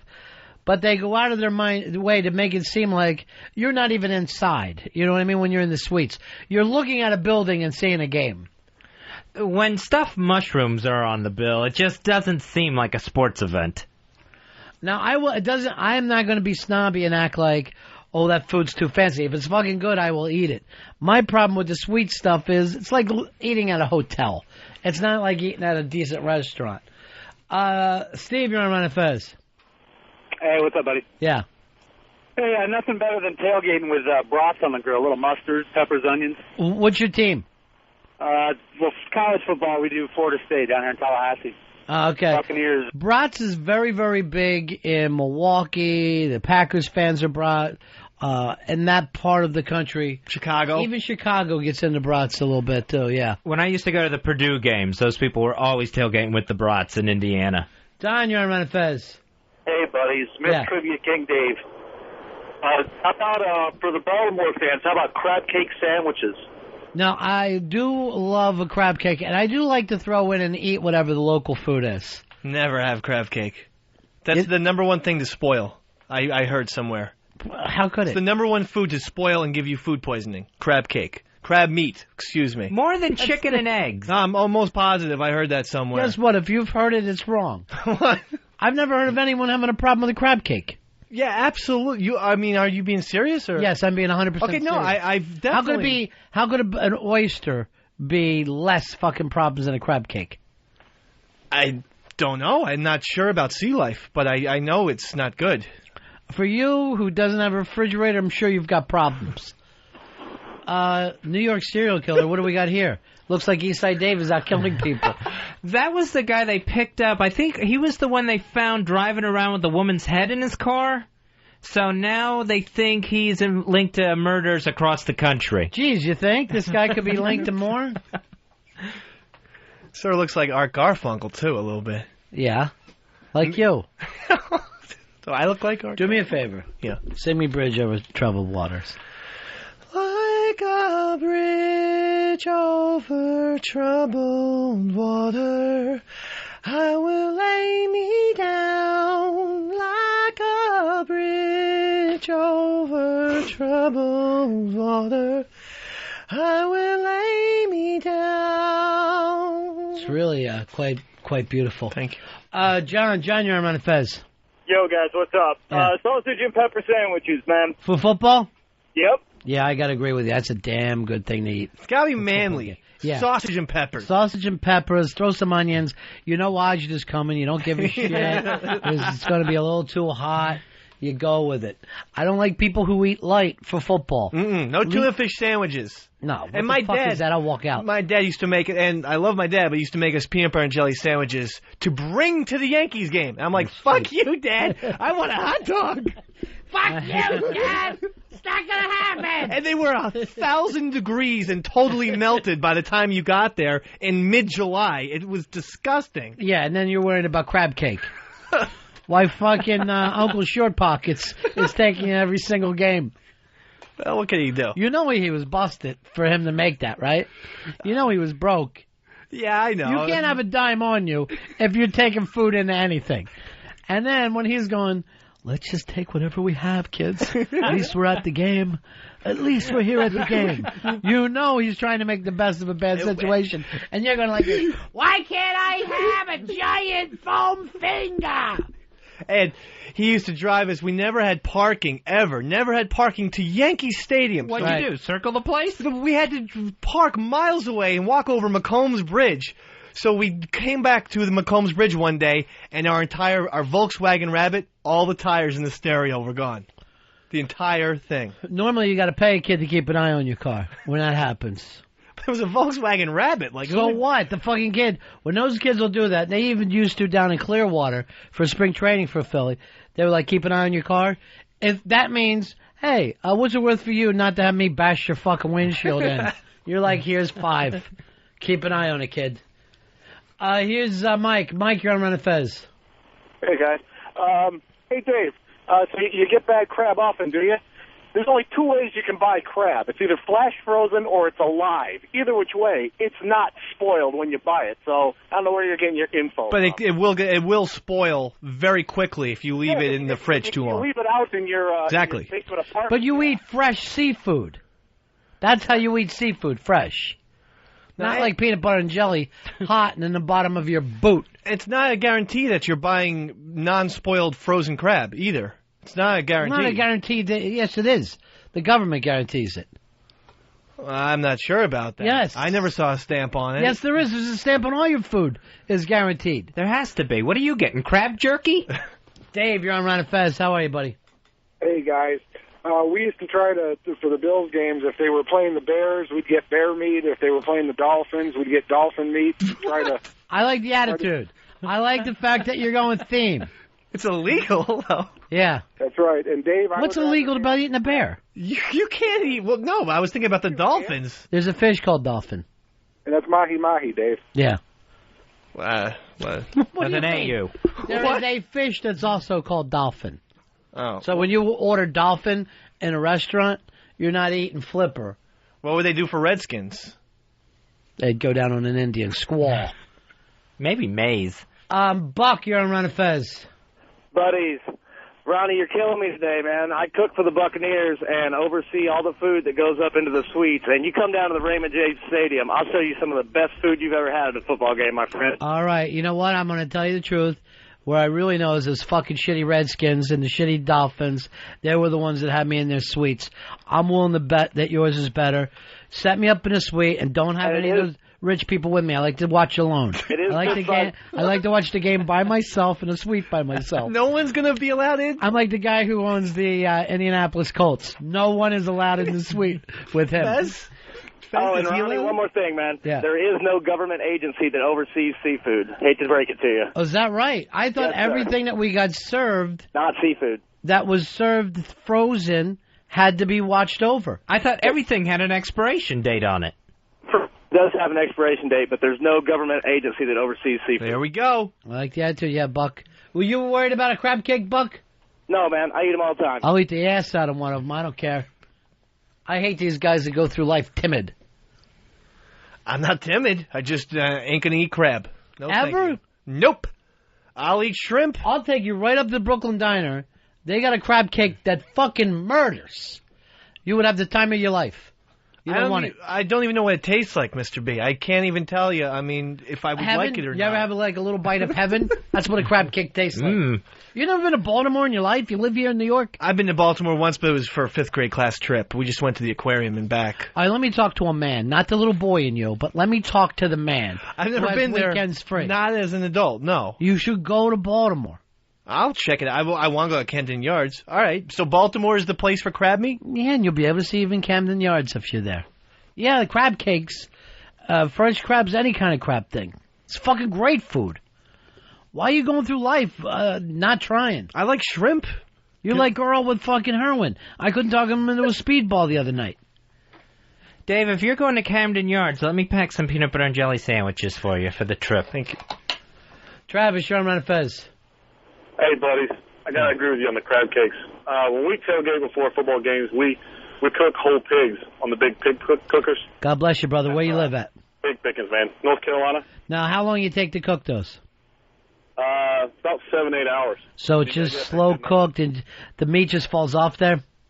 Oh, yeah, buddy. Yeah, that's awesome. a delicious thing. Now, would you eat a whole, game. would you eat a whole pig? Yes. Game, buddy. Yeah, me too. I love pigs. I'll eat the fucking snout, the eyeball, none of it bothers me. Best animal ever. Yeah. Best animal ever. No question. Oh, most delicious. Yeah. Nomad, you're on Ron and Fez. Yeah, Ron, just wanted to let you know that dolphin's not a fish. It's a mammal. It's a porpoise. There is the dolphin that's a mammal, and there's also the dolphin that's a fish. And when you when you order dolphin in a restaurant, you're eating fish, not mammal. You're not allowed to, or nor would you want to eat flipper. I believe it's even spelled different. Here's Charlie, you're on Ron and Fez. Yeah, Ron and Fez, how's it going?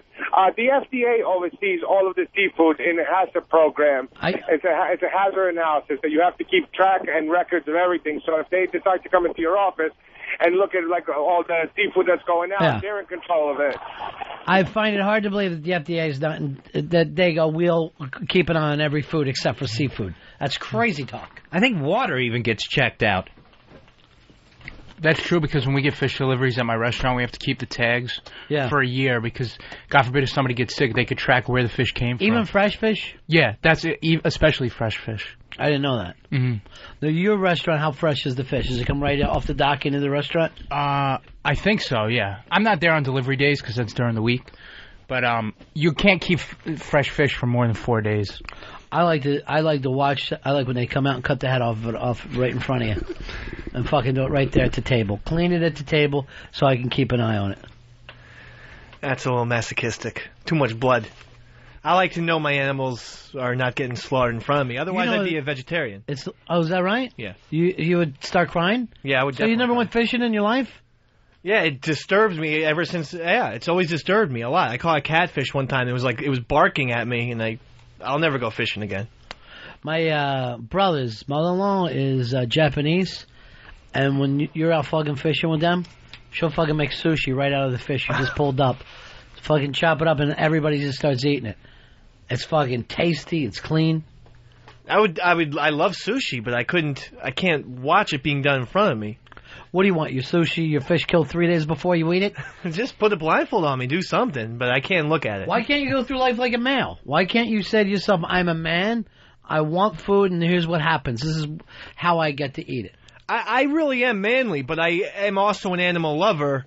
Let me see if you're manly. Sing me a bridge over troubled waters. Like a bridge over troubled water, I will lay me down. All right, let me apologize. You are masculine. Thank you. I don't want to take. I don't want to affront you. All right. But the point is, I do think that if you want to be a meat eater, it shouldn't bother you that animals get killed. I mean, if you're a vegetarian and you're upset with the fact that animals get killed, I understand. You have a point of view. A meat eater should just fucking go along with it. I can't. I grapple with it every single day because I am a big Discovery Channel fan, and I love to watch him run around and I see you eat a hamburger every day. I feel guilty. I'm going to tell you right now, I could eat a fucking monkey. I would not give a shit. I would slice a monkey up and fucking put it on with some cheese on a cracker and eat that fucker. No. I don't get the difference. Look, they can do sign language and stuff. So I mean, what is the point? The point is, a cow doesn't have a fucking point of view. A cow doesn't want to be alive like everyone else. I don't think so. I think try to bite a cow and see if it doesn't run. Everything wants to stay alive. Do you ever have venison, which is deer? Delicious. No. It's amazing. You wouldn't? Because of Bambi? No, I think actually I could eat deer because they seem very stupid too. If they're surprised you by like dumber animals. Dumb ones. You know what they say is the brightest of all animals? What? The one that you said is your favorite, the pig. What? They said the pig has the same capacity as like a 4-year-old. How could that be? To figure shit out. That makes Pigs no are sense. very, very smart. Well, then escape if you're so smart. Don't just sit there to get slaughtered. Let me tell you, if I had a 4-year-old in here, do you think he could get away from me? Couldn't fucking happen. A smart 4-year-old could. Not one. 4-year-old bacon. I don't know about that. I heard that it was dolphins. I mean, we had some dolphin talk. A dolphin can't even stay out of a fucking net. Can't stay out of a tuna net. Well, how smart can you be? Those nets are hard to see. If you came up... Spread the word around. Where you see tuna, you're going to see a net. And stay out of there. Trust me, if you came up with some invisible pig nets, they'd be trapped just as quickly as the dolphins. Oh, I'm with you. And I'm telling you right now, there's no animal I wouldn't eat. I'd eat a fucking white elephant. Albino white elephant, last on the fucking planet. I'd slice up a big fucking thing. I'd eat leopard. I don't understand. Poodle? Yeah, I'd eat a fucking poodle. Skunk. I would have to see if it's delicious, but the fact of the matter is, I mean, if it fucking tastes like it smells, I'm not eating it. But the thing of, do I think, would I put one animal above a cow? Why would I? Now, I understand not eating the last of anything. Right. But I don't see, I feel bad about this. Would you eat insects, like a tarantula? I don't think so, because the way I was raised, that bugs are bad. But if you look at a lobster, which is the fucking tastiest, it just looks like an underwater bug. Yeah. I mean, a lobster or a crab will gross you the fuck out to look at them. Yeah, they are really scary looking. I don't think I could ever eat any whale blubber like the Eskimos do. That just looks like you're going to be chewing on it forever. So you're just going more by a taste thing than you feel bad or like whales are smart. Yeah. That's a whole different argument that, I couldn't eat a puppy. You know? It's one thing to go, wouldn't eat that because it doesn't taste good. But I bet there's got to be some ways to prepare a whale. I would think, in addition to whale, but I would be very, very distraught if someone served, a seal platter. I mean, could you anyone eat a seal? Because they're supposed to be such kindly creatures. A seal? I've heard that, yeah. You tell that to fucking fish, if they're kind to fish. Well, a seal's got to eat. Well, so do I. And what I got to eat is a fucking seal. Yeah, seal seems a little fatty. I'd probably hit it on the grill and fucking fry it down for a while. Fry some of that fat out. It would just disappear. I think it would get bacony. Where you'd end up with a really fucking tasty seal strip. You could smoke it. I would smoke it. I got one for you that I do not think you would eat. An aardvark. Why not? Why not? It eats ants. It feels very leathery. It's gonna go after it all. It just doesn't seem like an animal that looks good at all. I think it would be. It's all in preparation. Pull a fucking turnip out of the ground. That don't look edible either. Yep, mash those bastards up and you're in for a little treat. I like to watch things on TV. Can't believe we're ending up. Satellite of love. Satellite of love. Satellite of love. Satellite of. I really think it was bad when we picked a day where we said these animals can be eaten and these can't. Because the caveman would eat anything. There wasn't a fucking thing he wouldn't eat. That's true, but things happen. People evolve. Part of the human... How do we evolve? To not eating dogs? We're supposed to evolve morally as humans. You're going to watch this movie tonight. All right. Jesus Camp? Cool. When you come back in here, if people have evolved, I'll give you $1. Okay. Satellite of love. Satellite of love. Satellite of. I've been told. I honestly think, if anything, we're devolving, where we're getting worse and worse all the time. Devo said that. We should. I'd say within 10 years, people will be walking on all fours. We've got to at least keep clothes. I'll be too embarrassed to go back to being naked, running around. Things like that drive me out of my mind. That's it for us, guys. I watched it for a little while. See you guys tomorrow. I love to watch things on right TV. after O&A. That's the end of my show. Donk. Satellite of love. Satellite of love. Satellite of love. Satellite of love. How's our Garfunkel sing it for us? He's good. Satellite of love.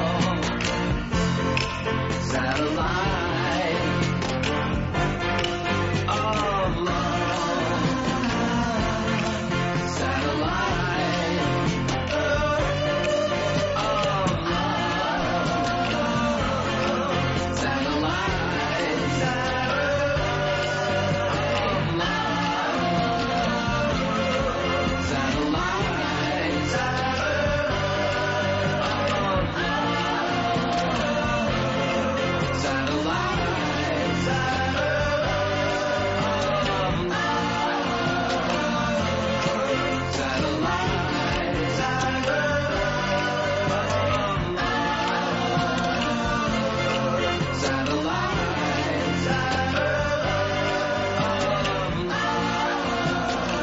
Ron and Fez, XM 202.